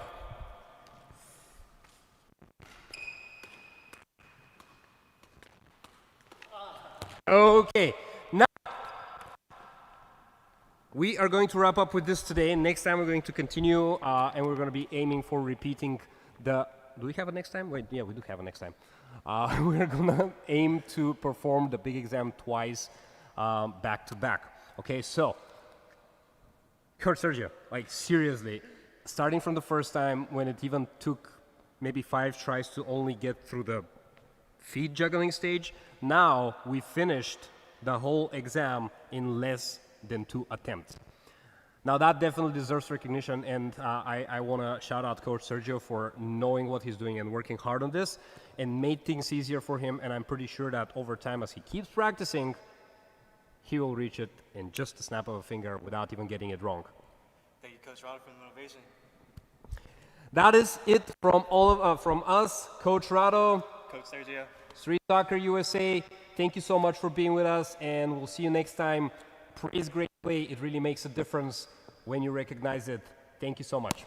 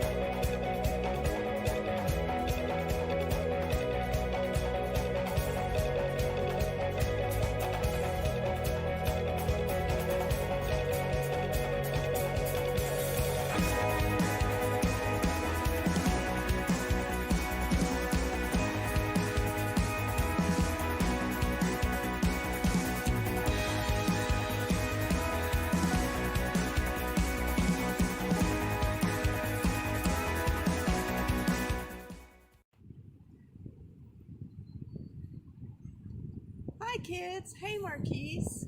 This is Jennifer Green from the Golden Gate National Parks Conservancy. and I'm here at Land's End in San Francisco. Today is Booker T's first nature boost. Did you know that we have thousands of acres of national parklands right in our city? Like at Ocean Beach, or Crissy Field, or here at Land's End, or across the bay, even in all the Marin headlands. I bet you live close to a city park. Did you know that we have over 220 city parks in San Francisco? And you may not know that every one of us lives 10 minutes walk from one of those parks. Okay, here's my last question. Who do you own those parks? You're right, you do. So get outside and get into one of your parks. Or simply get outside just to enjoy some fresh air and sunshine. Then come back and enjoy another awesome Booker T program. See you next time for another Booker T Nature Boost. Thanks!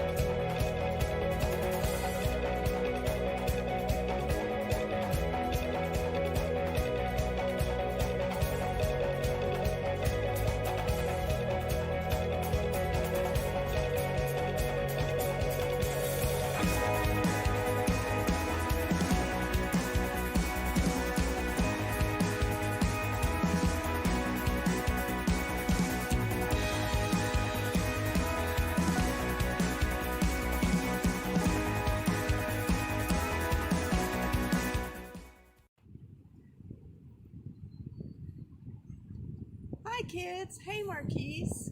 This is Jennifer Green from the Golden Gate National Parks Conservancy. And I'm here at Land's End in San Francisco. Today is Booker T's first nature boost. Did you know that we have thousands of acres of national parklands right in our city?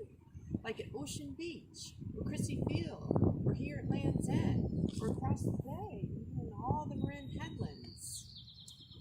I bet you live close to a city park. Did you know that we have over 220 city parks in San Francisco? And you may not know that every one of us lives 10 minutes walk from one of those parks. Okay, here's my last question. Who do you think owns those parks? You're right, you do. So get outside and get into one of your parks. Or simply get outside just to enjoy some fresh air and sunshine. Then come back and enjoy another awesome Booker T program. See you next time for another Booker T Nature Boost. Thanks!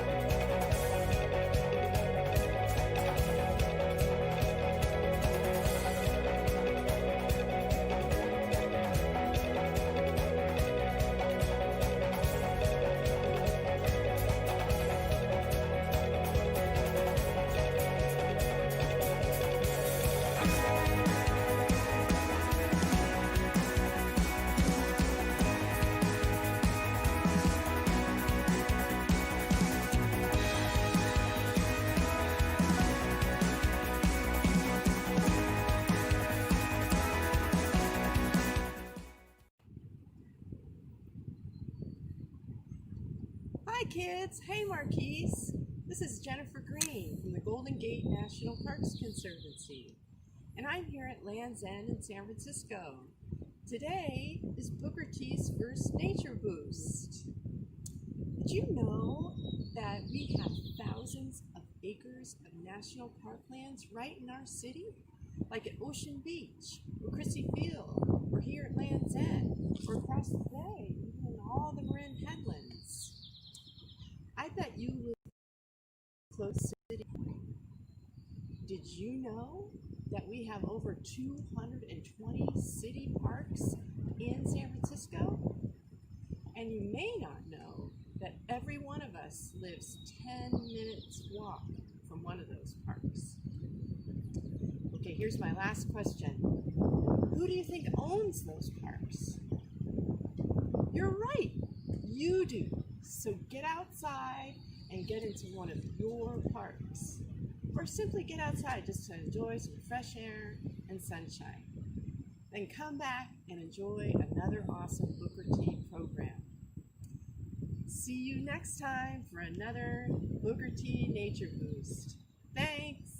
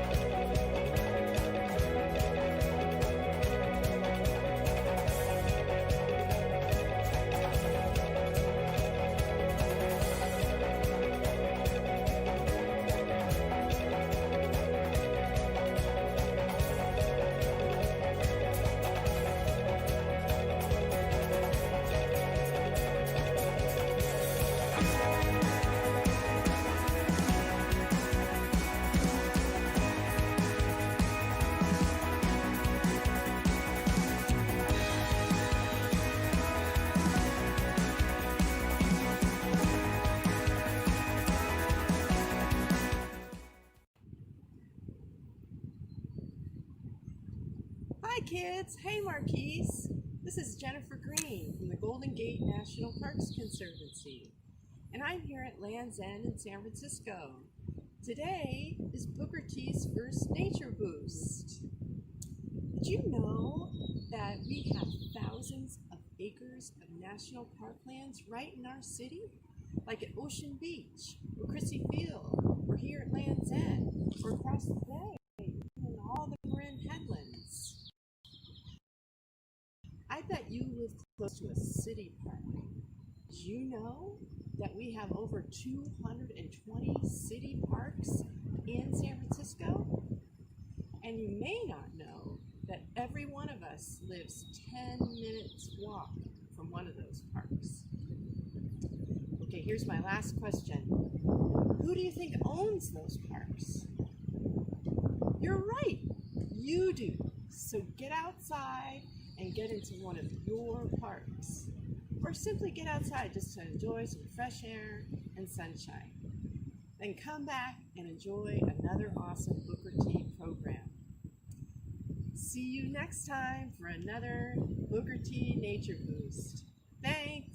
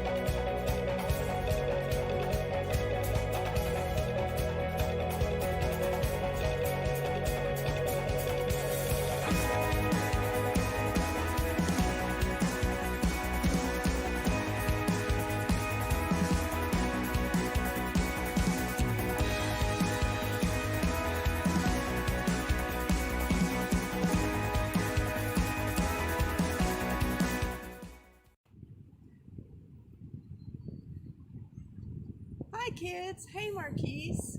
This is Jennifer Green from the Golden Gate National Parks Conservancy, and I'm here at Land's End in San Francisco.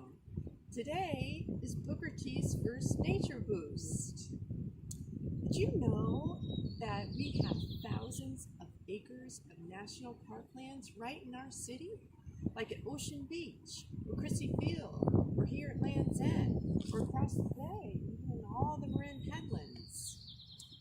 I bet you live close to a city park.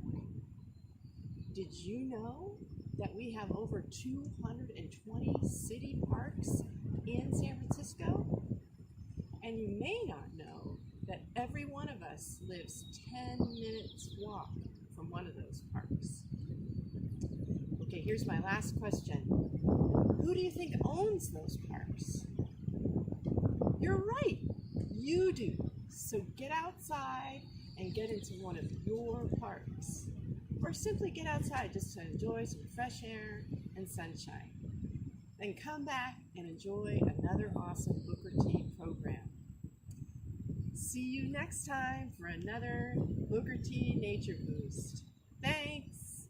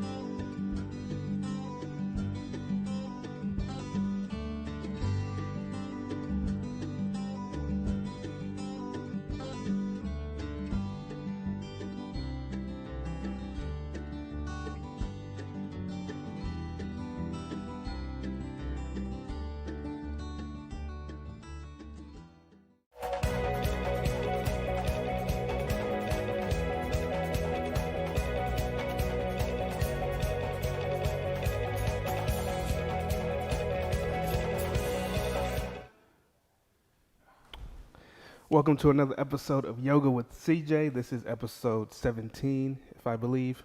That's a lot of episodes, a lot of time that we've been putting into this. So I'm glad that you're here with me again.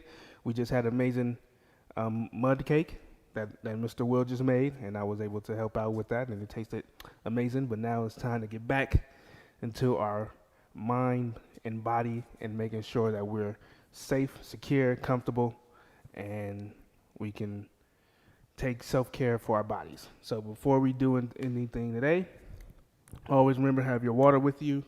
If you have an incense or candles, like I have candles over here. If you have a mat, if you don't have a mat, then you have a blanket and you have a special area space where you're by yourself and you're able to be in your own area.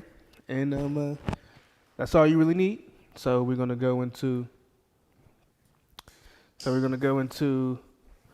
what I'm going to start with today. We're not going to go straight into our workouts. We're not going to go straight into our yoga. We're going to start with a little meditation. We're going to do about 3-4 meditation breaks in between. We get to all our poses today. So for our first one we're going to go be in crisscross position. And we're going to hold, and we're going to just breathe and make sure that we're together. And here we go.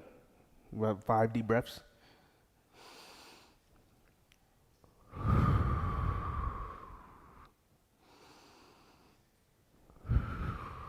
Hope everyone's morning was going amazingly well. Hopefully that everyone is having a great day today on this Tuesday. About 2 more deep breaths.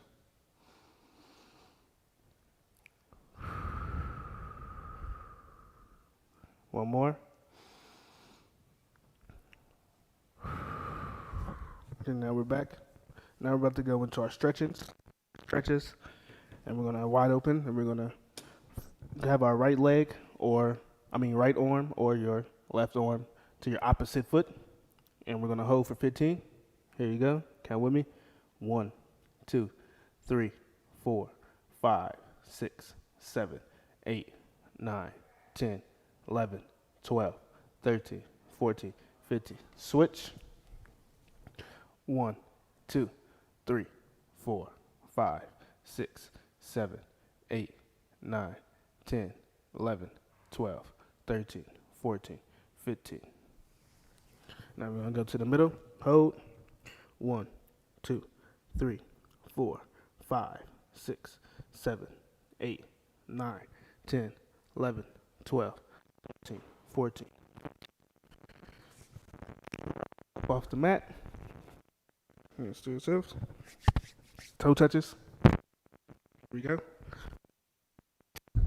3, 5, 7, 10, 12, 15. Now we're going to do knee pulls. I'm going to hold. 1, 2, 3, 4, 5, 6, 7, 8, 9, 10, 11, 12, 13, 14, 15. Switch. 1, 2, 3, 4, 5, 6, 7, 8, 9, 10, 11, 12, 13, 14, 15. Now we're going to take a sip of the water. Hopefully you just stay hydrated. Water's the best thing on earth, if you ask me. Now we're going to go into our poses for today, which is our first pose, which is the Warrior 2 pose, which is very, very simple. We've been doing this for a while.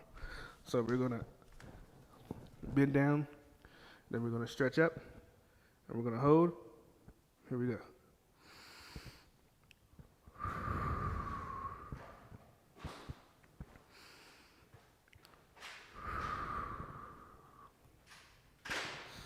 And this pose actually stretches out your hips, your shoulders, it opens up your chest, your lungs, and it develops balance and stability. And open up the chest, I can feel it every time you breathe out. You can release it, you can feel it when you breathe in. You feel that pressure. And then when you release, it just is an amazing feeling that you have. Now we're going to switch sides. And maintain that breathing as well. Breathe in. Hold it. Release. Breathe in. Release. Breathe in. Release. And back to the center. And like I said, that pose actually stretches out the hips. It works on your shoulders, your chest, and it opens up your lungs, and it develops balance and stability. And I actually enjoyed the warrior poses, as you know, since day one. So now we're going to go into our next pose, which is the chair pose. This is another pose that we've been doing. Just want to, touch back on a few poses that we've been doing so we can have a better grasp and understanding of what it's doing for us and why we're doing it and actually how to do it. So we're going to go into chair pose, which is this pose actually stretches out your chest, your shoulder, it tones your leg muscles, and it stretches out your hips, your ankles, and your calves, and it works on your back. So, and it's pretty much exactly how it sounds, a chair pose. So it's going to be sitting in a imaginary chair, and we're going to hold the pose, and we're going to breathe in and let out. In and let out. And we're going to hold it. And like I said, this pose actually works on pretty much from your shoulders all the way down to your ankles. And it's a good thing to do. And it works on your legs, strengthens out your legs as well. So we're going to hold for another 15 more seconds.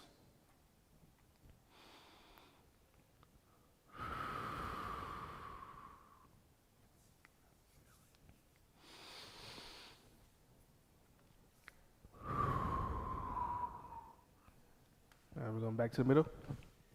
Get a chance to, get some water. Get a chance to get a sense if you have any incense going on, if you have any oils that you have. If you have, like me, a candle, let it, be able to take in that fresh, smell good air that I have in here as well. Hopefully you have it at home.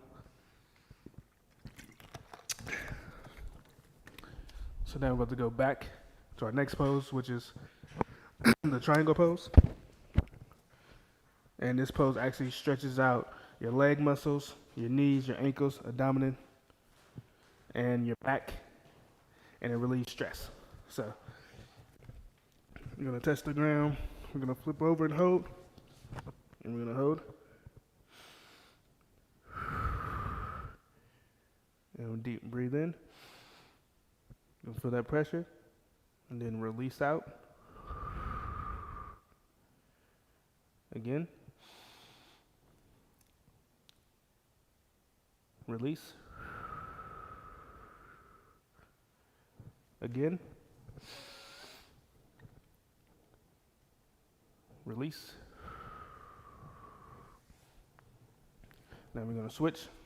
And this pose actually stretches out your leg muscles, your knees, your ankles, abdomen, the back. And like I said before, it actually relieves stress. So if you're good for the parents as well. So here we go. Touch the ground. We're gonna hold. Deep in.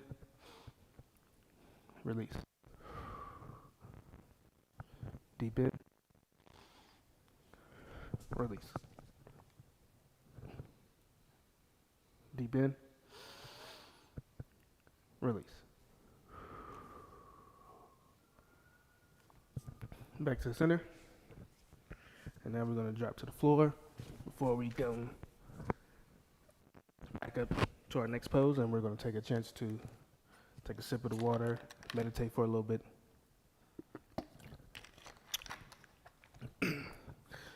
This is yoga and meditation class, so we're going to going forward, we're going to do a lot more meditation and more focus on the breathing and without the yoga. But right now we're gonna take a little break so we can get our meditation in for about a minute, deep breathe, and I'm gonna tell you what the next pose is gonna be, which is the low lunge. So you can, while you're breathing in and releasing, you can remember, give yourself a fond memory of what what it looks like. So that's our next pose that we're gonna do. But until then, we're gonna hold, and we're gonna take about 5 deep breaths.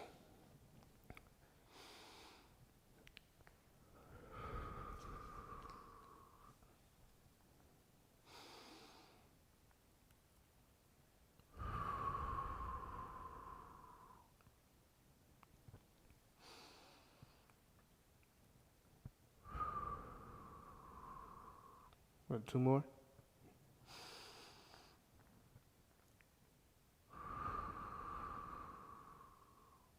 One more deep breath, big deep breath.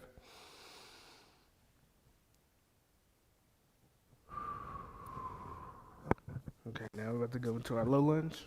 And this this pose releases tension in your hips, stretches your hamstrings, your quads, and it stretches out your knee.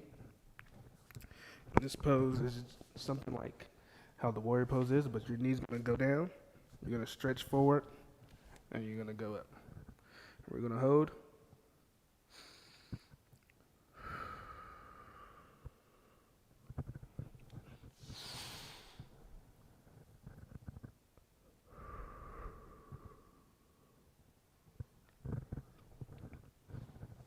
Deep in.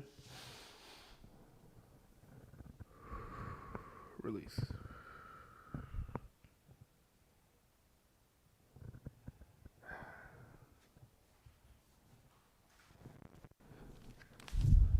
Now we're gonna reverse. Before I do that, if you have a chance to take a sip of the water, if you have any juice with you.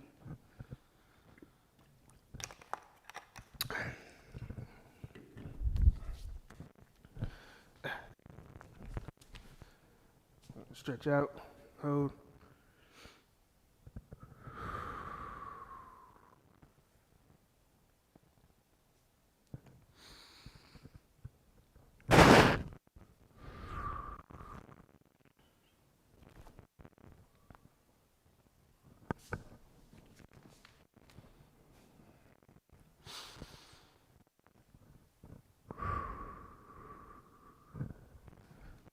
Back to the middle.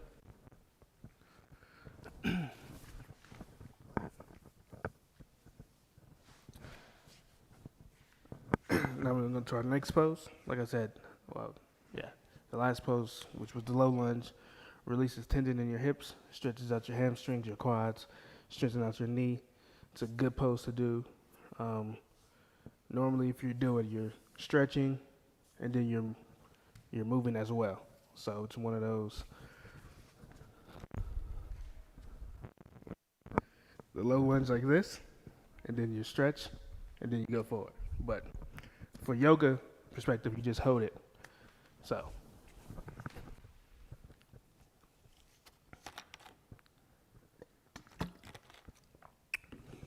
now we're going to go into our next pose, which is the butterfly pose.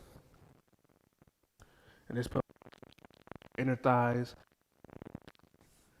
and it opens up your heart and improves your concentration, and it actually helps with relieving fatigue. So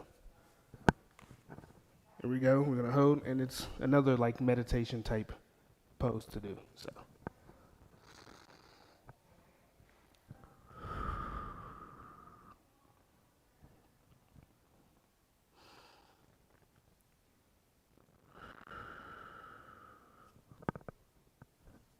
about 5 more deep breaths. We're gonna hold for about 30 seconds.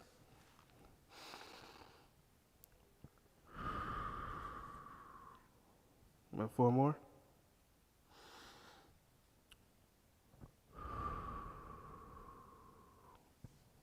Three more deep breaths. Here we go.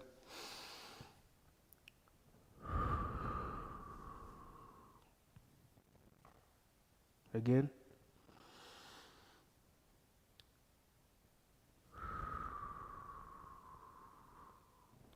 One more.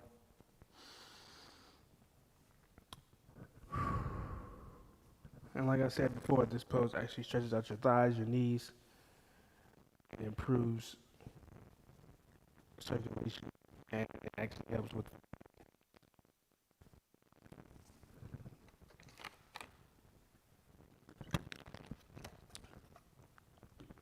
I'm going to go to our next pose, which is boat pose. And this pose is going to hold your legs up, your arms out.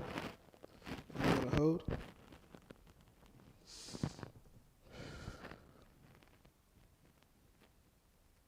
Hold for about 30 seconds.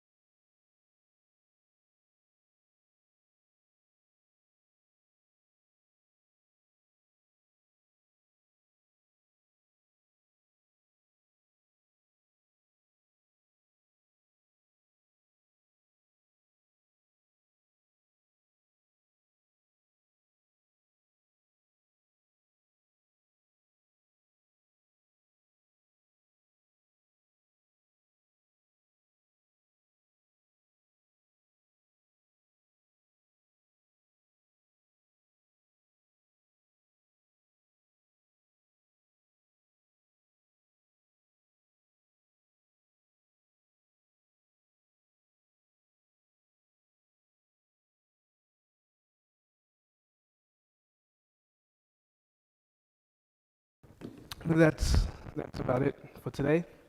Episode 17, if my math is correct or if my counting is correct. I will be back here again tomorrow. Glad to see you. Happy that you're here with me. We still got more content to go. Week 4, we've made it a month, and we still got more stuff to do.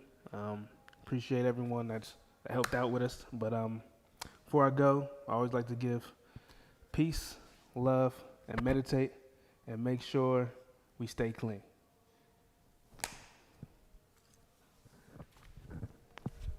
See you tomorrow.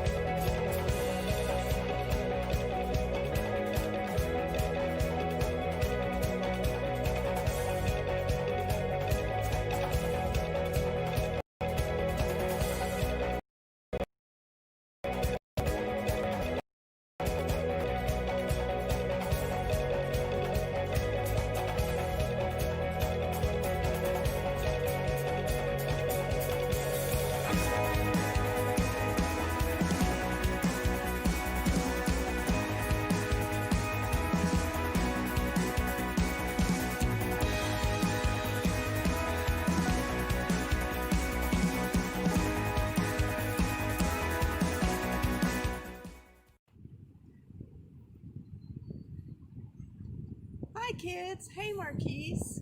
This is Jennifer Green from the Golden Gate National Parks Conservancy, and I'm here at Land's End in San Francisco. Today is Booker T's first Nature Boost.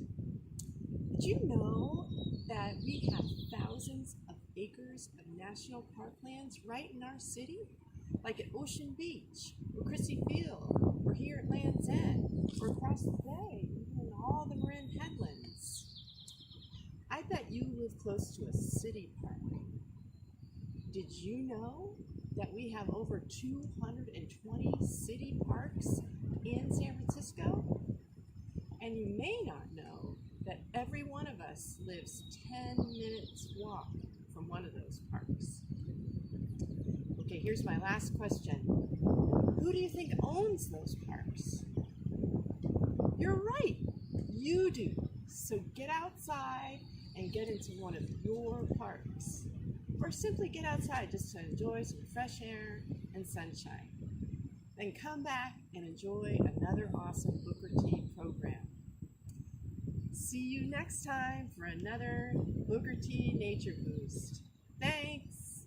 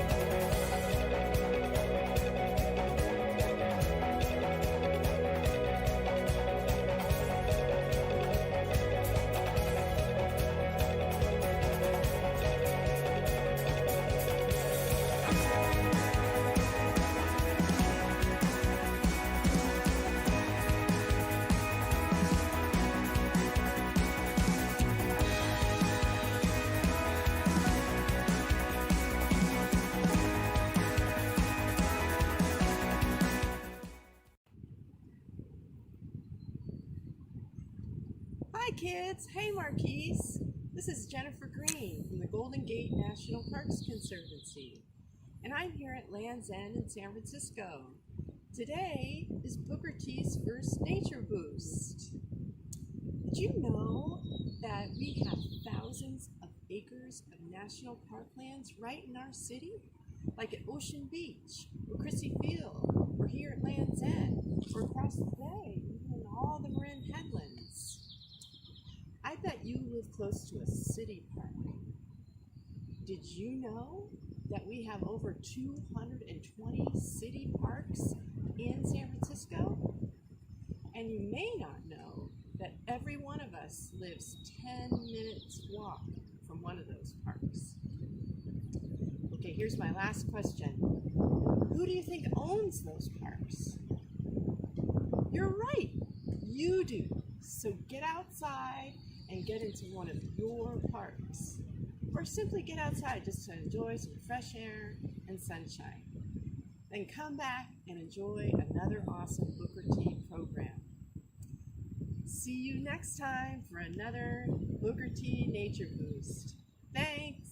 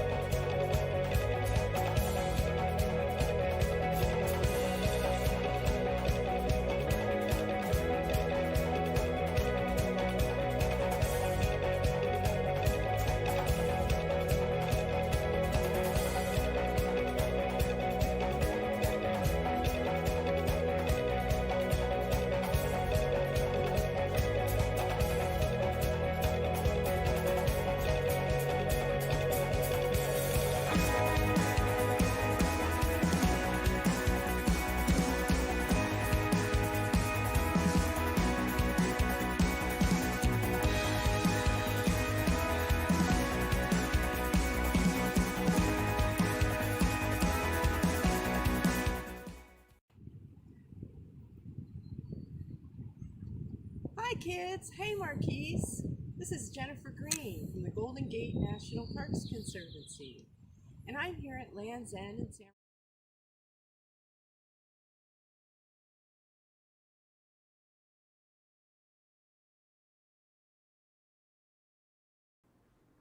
Hey guys, Mr. Daniel, back for another episode.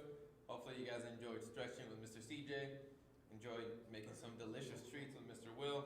I loved it, it was great, it tasted amazing. I got my body, I got my stretching, I'm good to go.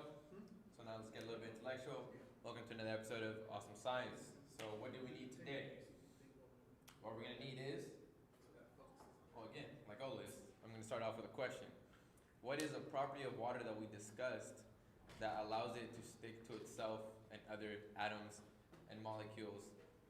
Other molecules of the same component. So other water molecules.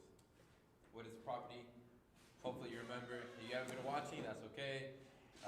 Maybe you already know it. If you haven't, we'll talk about it in a bit. So let's get started with the materials for today. What are you gonna need? You're gonna need a 3-ounce cup, tiny little plastic one.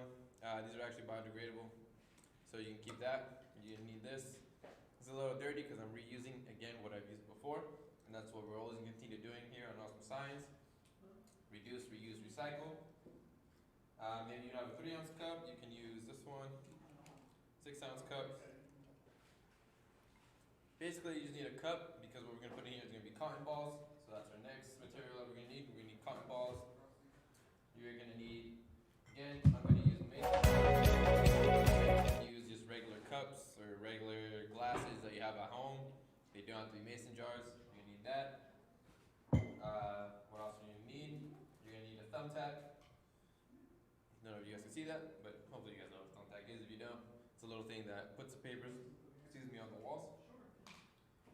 What else do we need?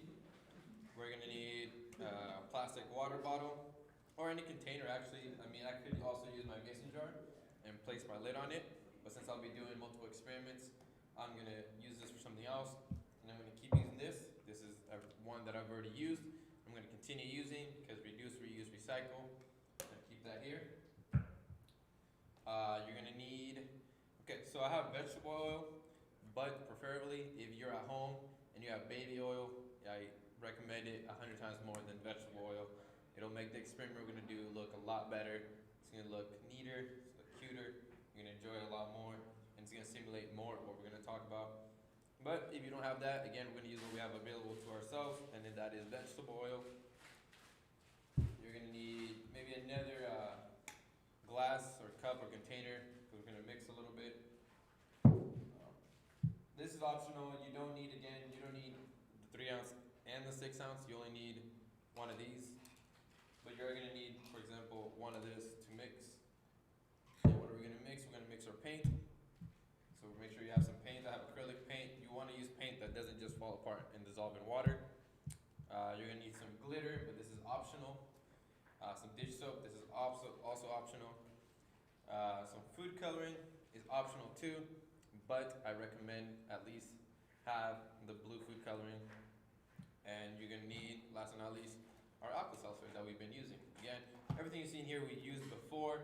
The only new thing is the white acrylic paint. And then of course some water, because that's what we've been using pretty much all of our episodes. But yeah, so remember that property of water we discussed. Keep that in mind. What is it? What's the property of water that allows it to stick to its other water molecules? Keep that in mind. We're gonna go ahead and use that to continue to our first experiment. So, what about the weather outside today, guys? What are you looking at? What do you see? I'm looking outside right now. I see sun. It's a little bit windy. And look like there's no clouds today, which is great. Lets you go out, have some fun, enjoy the weather. But you know, that's not always how it is, especially here in San Francisco or Daly City or here in the Bay Area in general. We usually have a lot of clouds and we have a lot of condensation. So, clouds is where our rain comes from. Or is it? Yes, it is. But how exactly do they work together? I want you guys to keep that in mind, because that's also attaches to the other question I asked you guys about the property of water that allows it to stick together. So, what we're gonna do today is we're gonna simulate a little bit of rain. We've talked about it before.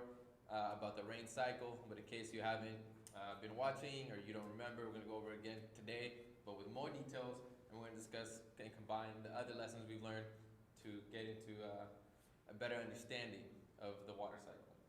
So first, before I get started on that, we're going to go ahead and continue with our experiment. First thing you're going to need is going to be your 3-ounce or your 6-ounce cup, and you're going to need your thumbtack. So what we're going to do is we're going to poke some holes in the bottom.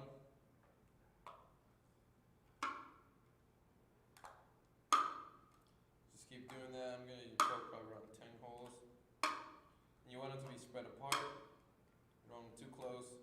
And you don't want them in any particular pattern. You want them just randomly throughout.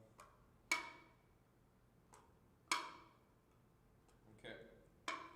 So I have my holes here. Next I'm gonna grab something to mix. Like I said, you're gonna need something to mix. So I'm gonna grab my 6-ounce cup. I'm gonna pour some water in here.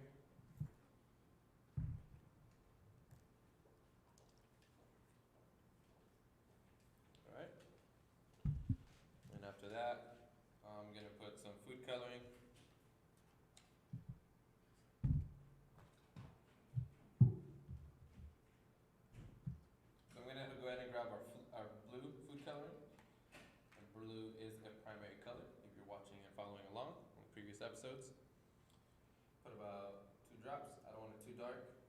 that is going to simulate our rain. Okay? And be careful, food coloring, it does get in your hands. It might stain a little bit, but if you've been following along in the previous episodes, I did make a little mix that helps you get rid of that. It's just baking soda and water. And you mix it so you get a nice paste, and then kind of just rub it on your hand, wash, rinse, and repeat. Alright, so how does rain form? Before we start with this experiment, I'm gonna go ahead and give you guys a quick little lesson on how the rain forms. Hopefully you guys remember a little bit about it. So let's say we have our land, we have our earth. You can go ahead and draw that. Keep in mind, I'm not the best artist, guys. Just imagine that's land. And we have our rain. Might be a little bit too low. I don't know if the camera's picking that up. But basically, this is our ocean right here.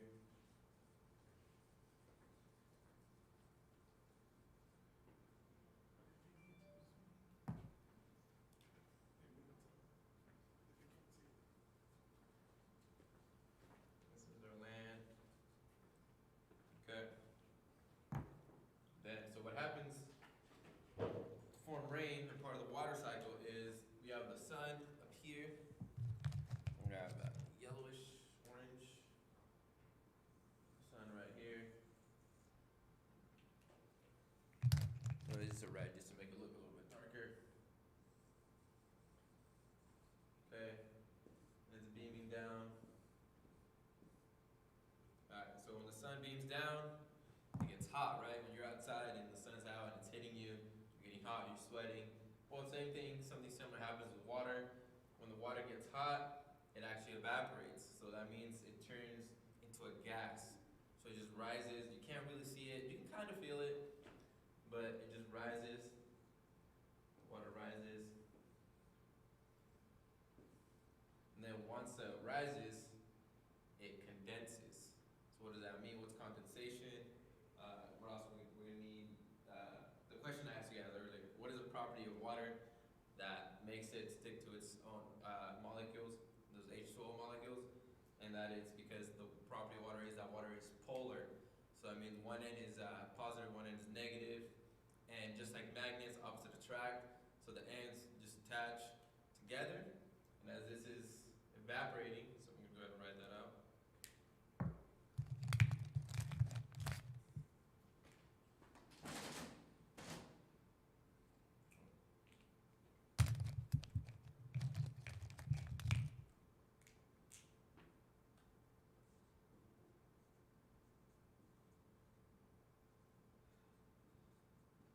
Mind my handwriting, guys. Evaporation. That's what's happening here. So it's going up, turns into a gas.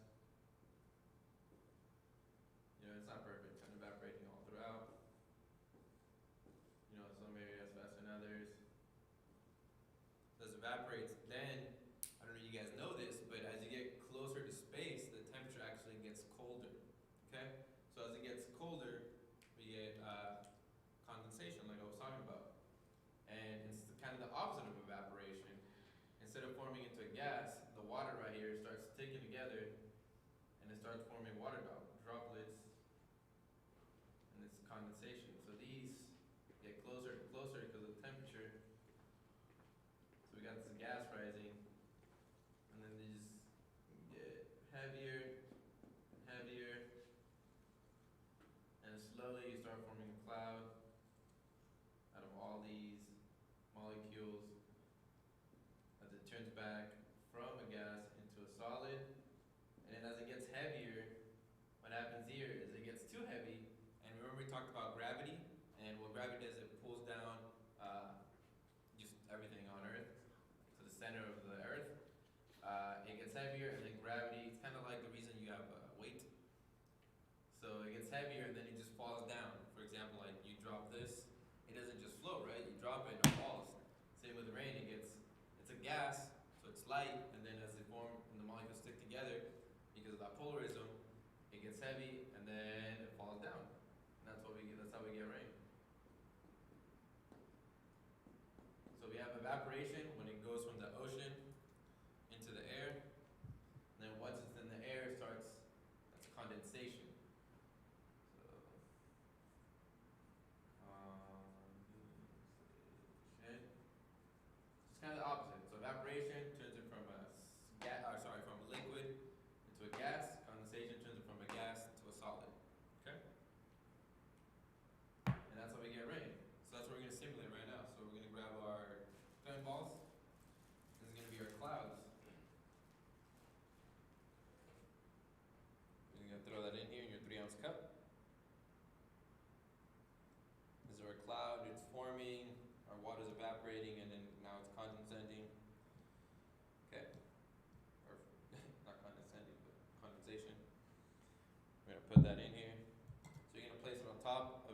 jar or your glass, or maybe you have a bigger container, you can do that like this.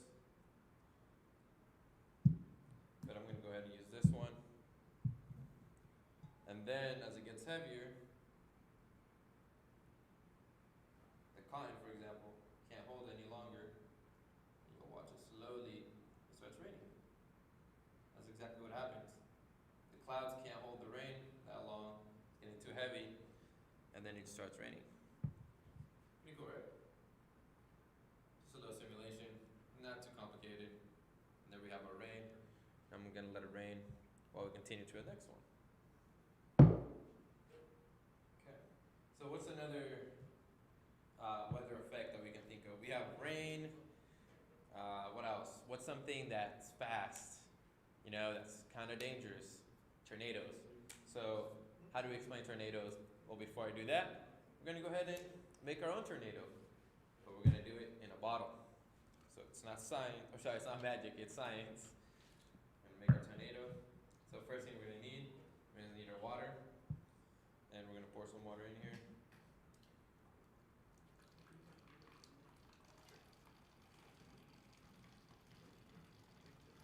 So you wanna fill up about maybe 3/4, maybe actually almost all the water.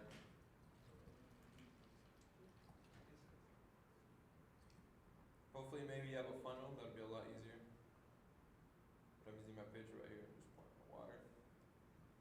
Okay, next thing you're gonna need is a little bit of dish soap. So I'm using what I have left over, because we're gonna reduce our waste. And again, the dish soap is optional. If you wanna put too much, I'll put a little bit. But it's gonna help because the next ingredient is our glitter.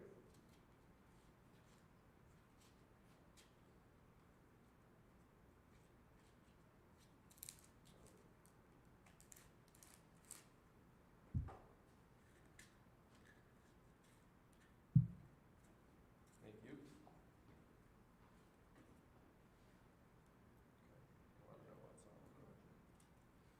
Okay, so we're just gonna pour some glitter in there. Okay. You wanna get enough glitter to cover like the top surface. Okay. Kinda want some more glitter. Glitter's fun, right? But it is messy, so be careful. Are you using it, spilling a little bit, it's okay. Gonna wash that, try to reduce your waste. Unfortunately, this isn't a good example of that, but I don't have a funnel available to me. I'm using common household materials. But if you do have a funnel, you should go ahead and use that.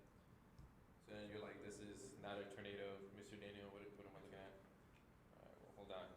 I'm gonna shake it, I'm gonna twist it, and then go side to side, and then you can watch it spin. Hopefully it kind of picks that up. There we go, we have our little tornado. We have our clouds up here, tornado, and you can kind of see the glitter in the bottom forming, causing some swirls. You actually don't even need to go in a circular motion, you can just go side to side and up and down. Okay, there we go. Hopefully you guys can see that, pretty neat. So why is it that you don't need to go around? You can actually go side to side and up and down. Well, it's the same reason tornadoes actually form. It's called centripetal force. So it's a force that causes an object to move in a circular path. And so that force is causing, for example, our glitter and our water to turn into a circle.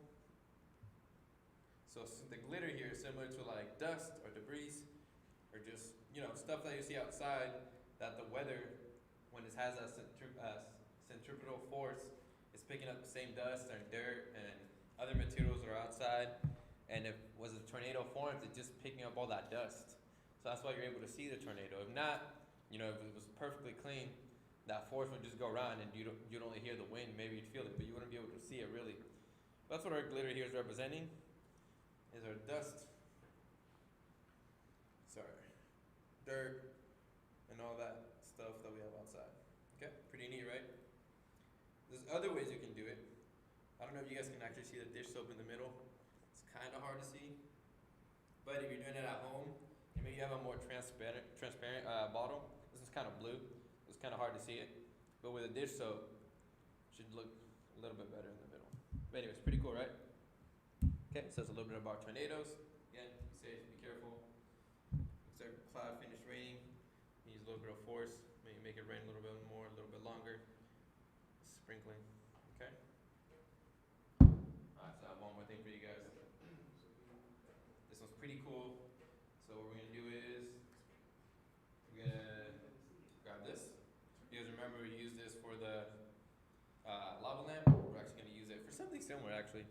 So you're gonna grab, I'm gonna grab my vegetable oil, but hopefully you have baby oil because it is transparent. This one's unfortunately a little bit yellow, but you got baby oil. I'd fill it up about 2/3, excuse me, of whatever container you're using. Don't know about, yeah, we can try with this. Yeah, let's go ahead and try with the mason jar. I want to fill it up 2/3.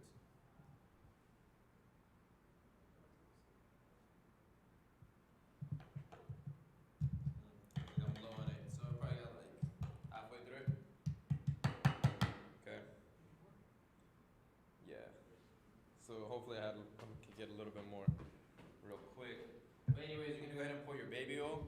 You wanna fill up about 2/3. Alright. So just a little magic right there. That one was not science. You guys gotta figure out how I got that oil. So I pour 2/3 of that. Okay. Next, I'm gonna grab a container that you have to mix. So now I'm gonna use this one. I'm gonna pour some water, and you're gonna pour a little bit of paint. Make sure the paint is white because of the effect that we're going for. So I'm just gonna grab some paint. A little bit. Oh, that was a big plot.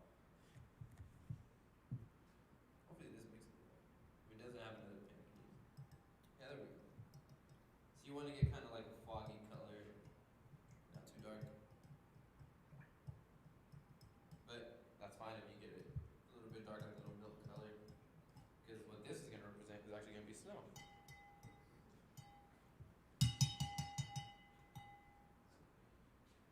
Okay. And you don't need a paintbrush to mix it. You can use like a spoon or whatever you have available. You can even use your finger actually. I think that's fine. Yeah, that's cool. Alright. Next, we're going to add a little bit of glitter. So I'm going to grab my glitter. So before I add my glitter, actually, I'm going to go ahead and pour a little bit more vegetable oil. Again, hopefully I have baby oil. Makes it look a lot nicer. Okay, but you don't have baby oil, that's okay. It's actually apparently sold out at a lot of locations.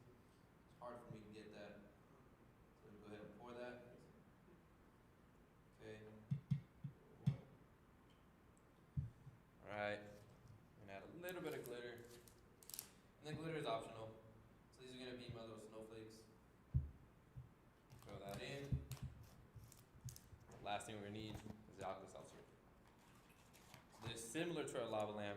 Pretty much the same concept. So we add a little bit more.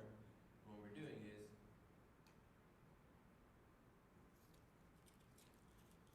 throwing in another one. I like to throw in two. Mix it in a little. Oh, there we go. Perfect. Yeah. That's the glitter.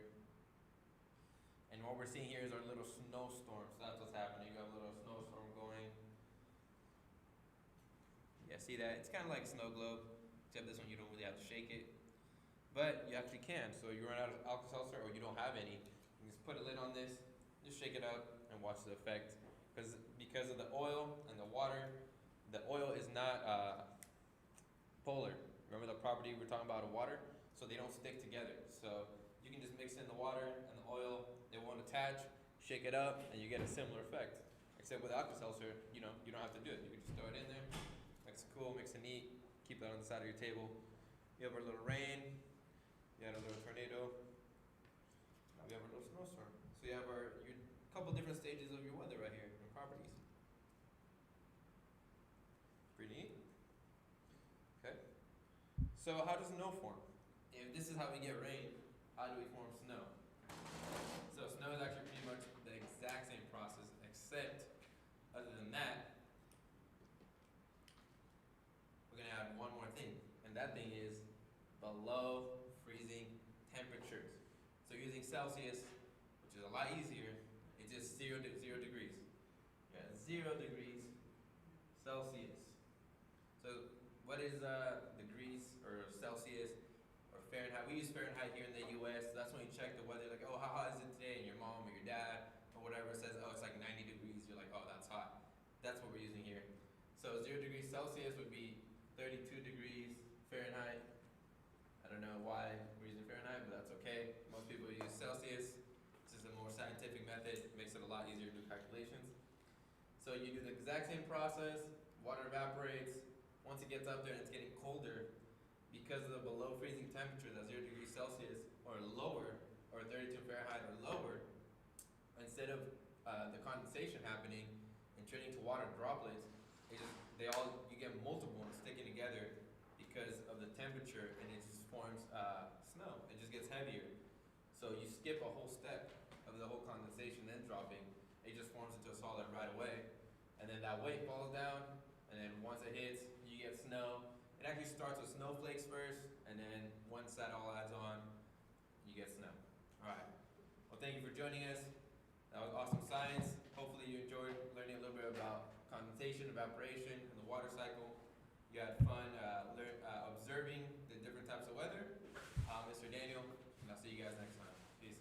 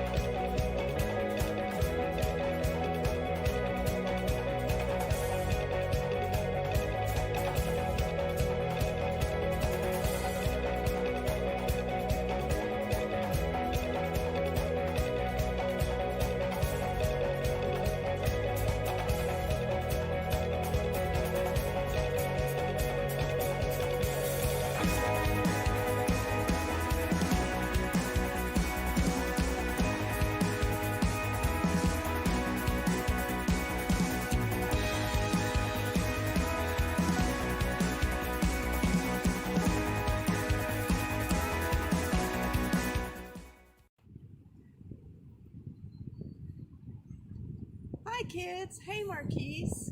This is Jennifer Green from the Golden Gate National Parks Conservancy, and I'm here at Land's End in San Francisco. Today is Booker T's first Nature Boost. Did you know that we have thousands of acres of national park lands right in our city? Like at Ocean Beach, or Christie Field, or here at Land's End, or across the bay, even in all the Marin headlands. I bet you live close to a city park. Did you know that we have over 220 city parks in San Francisco? And you may not know that every one of us lives 10 minutes walk from one of those parks. Okay, here's my last question. Who do you think owns those parks? You're right, you do. So get outside and get into one of your parks. Or simply get outside just to enjoy some fresh air and sunshine. Then come back and enjoy another awesome Booker T program. See you next time for another Booker T Nature Boost. Thanks!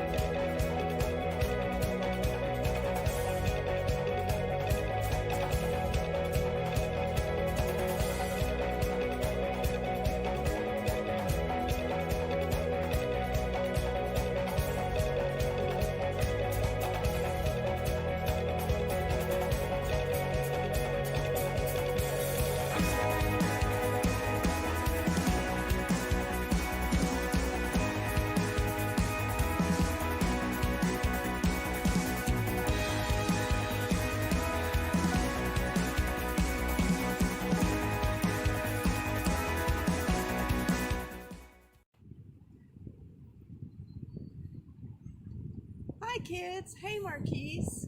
This is Jennifer Green from the Golden Gate National Parks Conservancy, and I'm here at Land's End in San Francisco. Today is Booker T's first Nature Boost. Did you know that we have thousands of acres of national park lands right in our city? Like at Ocean Beach, or Christie Field, or here at Land's End, or across the bay, even in all the Marin headlands. I bet you live close to a city park. Did you know that we have over 220 city parks in San Francisco? And you may not know that every one of us lives 10 minutes walk from one of those parks. Okay, here's my last question. Who do you think owns those parks? You're right, you do. So get outside and get into one of your parks. Or simply get outside just to enjoy some fresh air and sunshine. Then come back and enjoy another awesome Booker T program. See you next time for another Booker T Nature Boost. Thanks!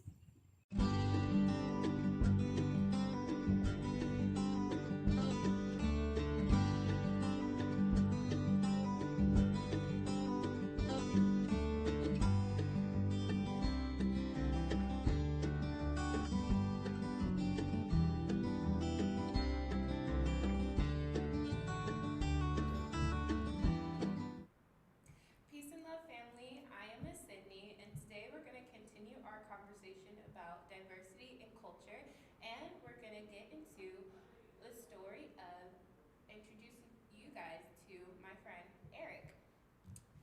If you remember from yesterday, we talked about our friend Sanu, who is of African American ethnic origin, and her father's experience and culture as a Senegalese man.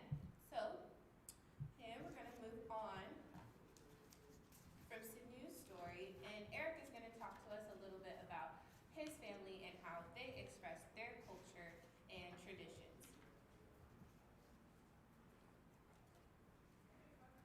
In my home, we speak two languages, English and Spanish. Go back. Okay. My name is Eric. I live in a tall apartment building in New York City with my mommy and daddy and our pet parrot called Pepe. My daddy and all of my grandparents came to New York from Puerto Rico. Daddy showed me how to find Puerto Rico on a map. It is an island in the ocean not too far from Florida. Mommy, Pepe, and I were born in New York City.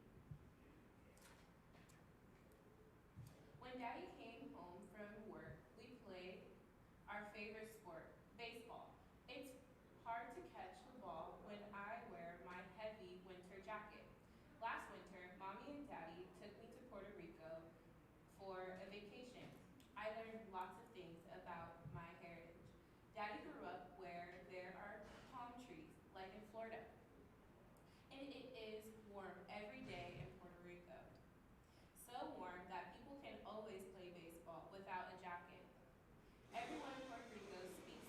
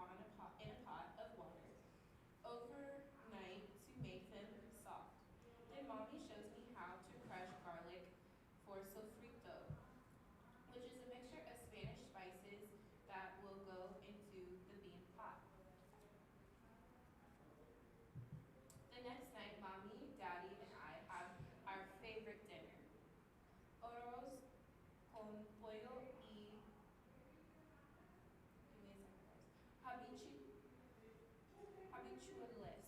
Habichuelas? Okay, thanks for the check. It's rice with chicken and beans. Mommy and I are good cooks. I wonder, what does that translate to? Yeah, exact same. Rice, beans, and chicken. Habichuelas is beans. Oh, habichuelas is beans? Yeah. Okay. Oros is rice, right? Hmm? Con pollo, so with chicken. Y beans. What are cholas? Habichuelas, yeah. Cool. When my parents are at work, my mommy's mommy, Nana Carmen, takes me shopping at the carniceria? Carniceria? Carniceria, yeah, it's hard to say though. Yeah. Carniceria. Okay. It says rhymes with Maria. The Spanish meat market. I get to pay. Muchas gracias, the grocer says to thank me. To answer, I say de nada, which means don't mention it. My Nana Carmen visits me every single day. At bedtime, she comes to our home just to kiss me goodnight. Sometimes she shows me her tiny hurts so I can tell her my special Spanish healing poem. Sana, sana, sana, si no te quieres hoy, te quieres mañana, which means in English, heal, heal, heal. If you don't heal today, you'll heal tomorrow. Then I say my prayers to my guardian angel, just like my mommy and daddy did when they were little. Nana Carmen says the guardian angel watches over children and keeps them safe while they sleep. So you see, that's Eric and his Nana, and then there's him praying, and there's a picture of his guardian angel.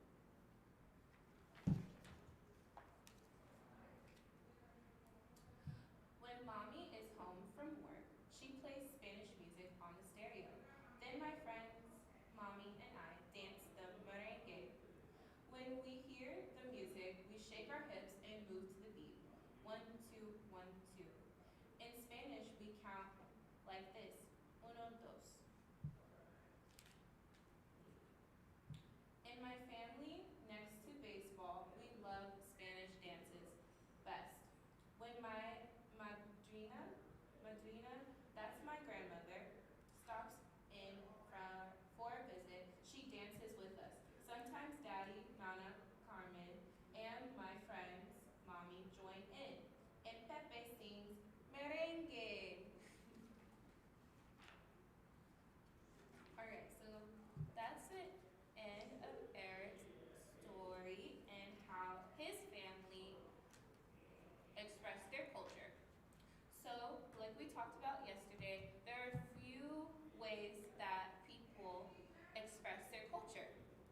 Carmen's example, they express their culture through food, music, even the religious practices and rituals and songs. And I want to further talk about Carmen and sorry guys. I further want to talk about the dance and music that Carmen introduced to us, which is the merengue. And merengue has a Hispanic origins. It is very popular in Puerto Rico and the Dominican Republic. And the merengue is described to have heavy beats, sounds, drums. It's a very lively music, and you can't help but to get up and dance, just like Eric talked about with him and his family. So today, I'm going to show you guys a few instruments that are known to be in the music of merengue. And the first instrument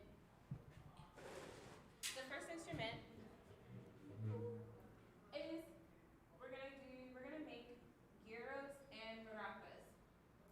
And also the cabasa is another instrument that is well known in use in merengue. And this is the shakiri. So as you can see, I have Latin and African instruments here. Do you guys know why there's a relevance of Hispanic, Latin, and African communities or people? That's because culture has a way of evolving.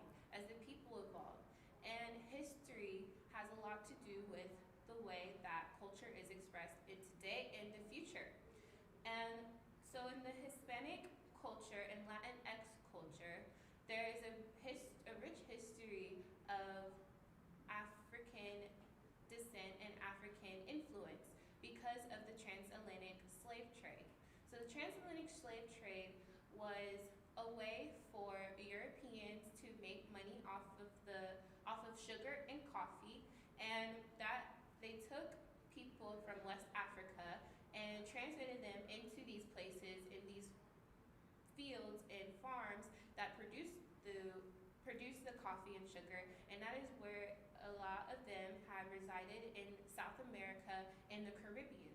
So that's why now, today, many of the people that identify or come from the places of the Caribbean and Hispanic land have influence of African culture. Just as much as Eric was talking about his Spanish influence and how his family eats Spanish food and speak the Spanish language, there's also influence of African culture as well. And so the shakir has West African origins, and once it was introduced into the Caribbean, that is when the people then evolved those instruments, and they are what we know as today. So these instruments are still used in modern music, but they have an interesting origin that sometimes get lost, and a mix between Spanish and also indigenous people, and as well as Africans. So I wanted to make some instruments with you guys, and we're gonna make some beautiful music. So first I have my handmade maraca, and this instrument is known for its very lively sound, as you guys can hear, and it's a good way of keeping the beat, and it's just an amazing instrument. So to make one of these, all you're gonna need is 2 plastic cups, some tape, some scissors for the tape, and I use pasta, but you can use rice or beans, whatever is accessible in your home and what sounds good to you. So I'm just gonna walk through this for you guys. So we're just gonna take a cup and we'll pour in as much pasta as we like so. Then I'm gonna take the cup on top, just place it nicely on top, and get your tape and cut off a nice sized piece so that the cups can be secured together. Cut here. Okay.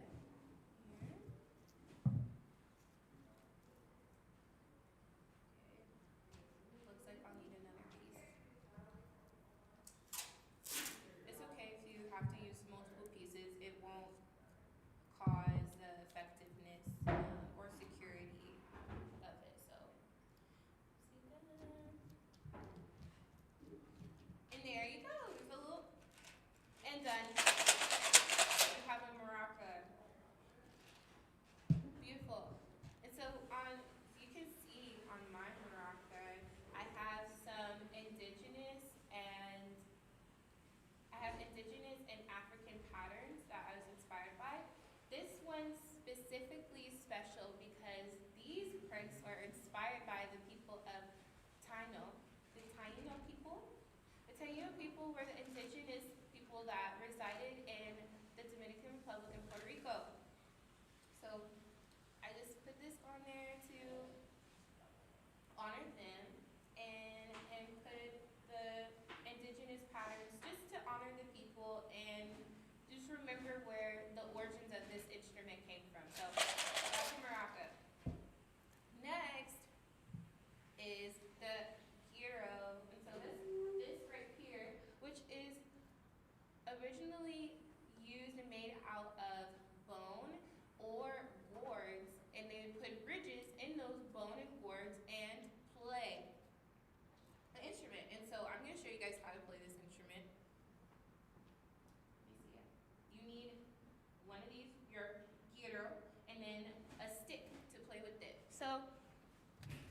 I'm gonna just make shift, but this is what a gear is like.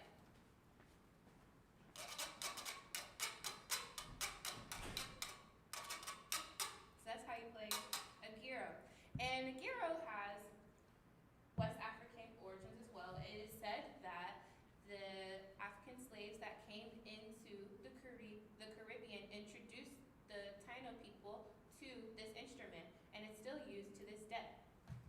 So how I made this was I took a can like this, and if you want to make sure the can it has some ridges under it, just so those are our notches for the instrument, and you're gonna rip off the labeling so you have access to those ridges. And you also want to make sure to empty out the can, so it needs to be hollow so that we have that sound, like this sound has to be hollow to do so. So take this can, you can use a can opener or ask one of your parents to help you out and they can open it up for you. Or you can use a can just from dinner or lunch. I would heavily advise you guys to reuse and recycle instead of wasting the food inside. So if you have an empty can around, it would be perfect to make a gyro out of it. And what you also need is a rubber band and a piece of paper or a piece of cloth to go around the opening, just so that the sound gets through there. But yeah, that's how you easily make a gyro. So now I'm gonna play you guys some merengue music, and go ahead and play along with the music with their instruments. And I want you guys to hear those specific sounds and point out what other instruments you may hear that you may know. So as it has a very lively beat, you can hear the drums and the or you hear that kind of like the sound. That's the kabasa being played. And you hear that.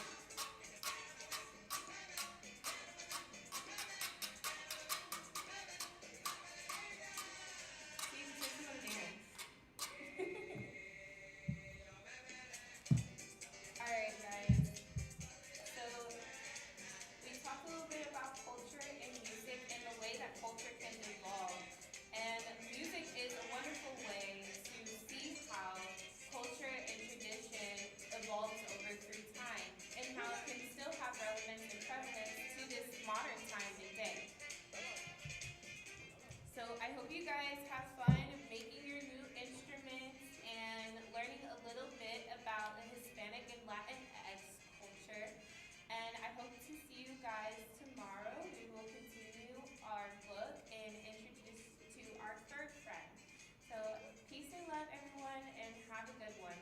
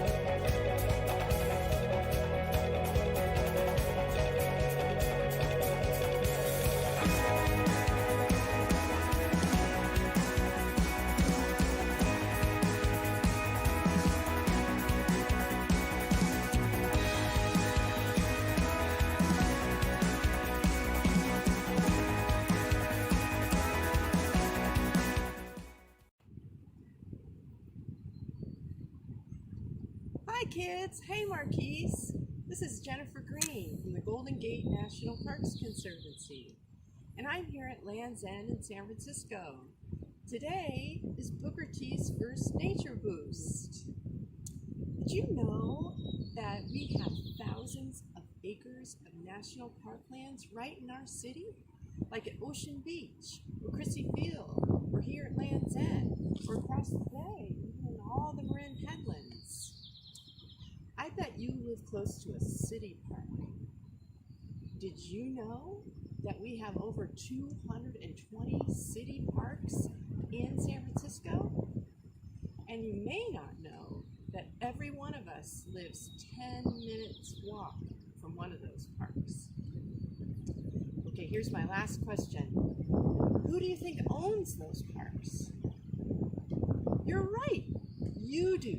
So get outside and get into one of your parks. Or simply get outside just to enjoy some fresh air and sunshine. Then come back and enjoy another awesome Booker T program. See you next time for another Booker T Nature Boost. Thanks!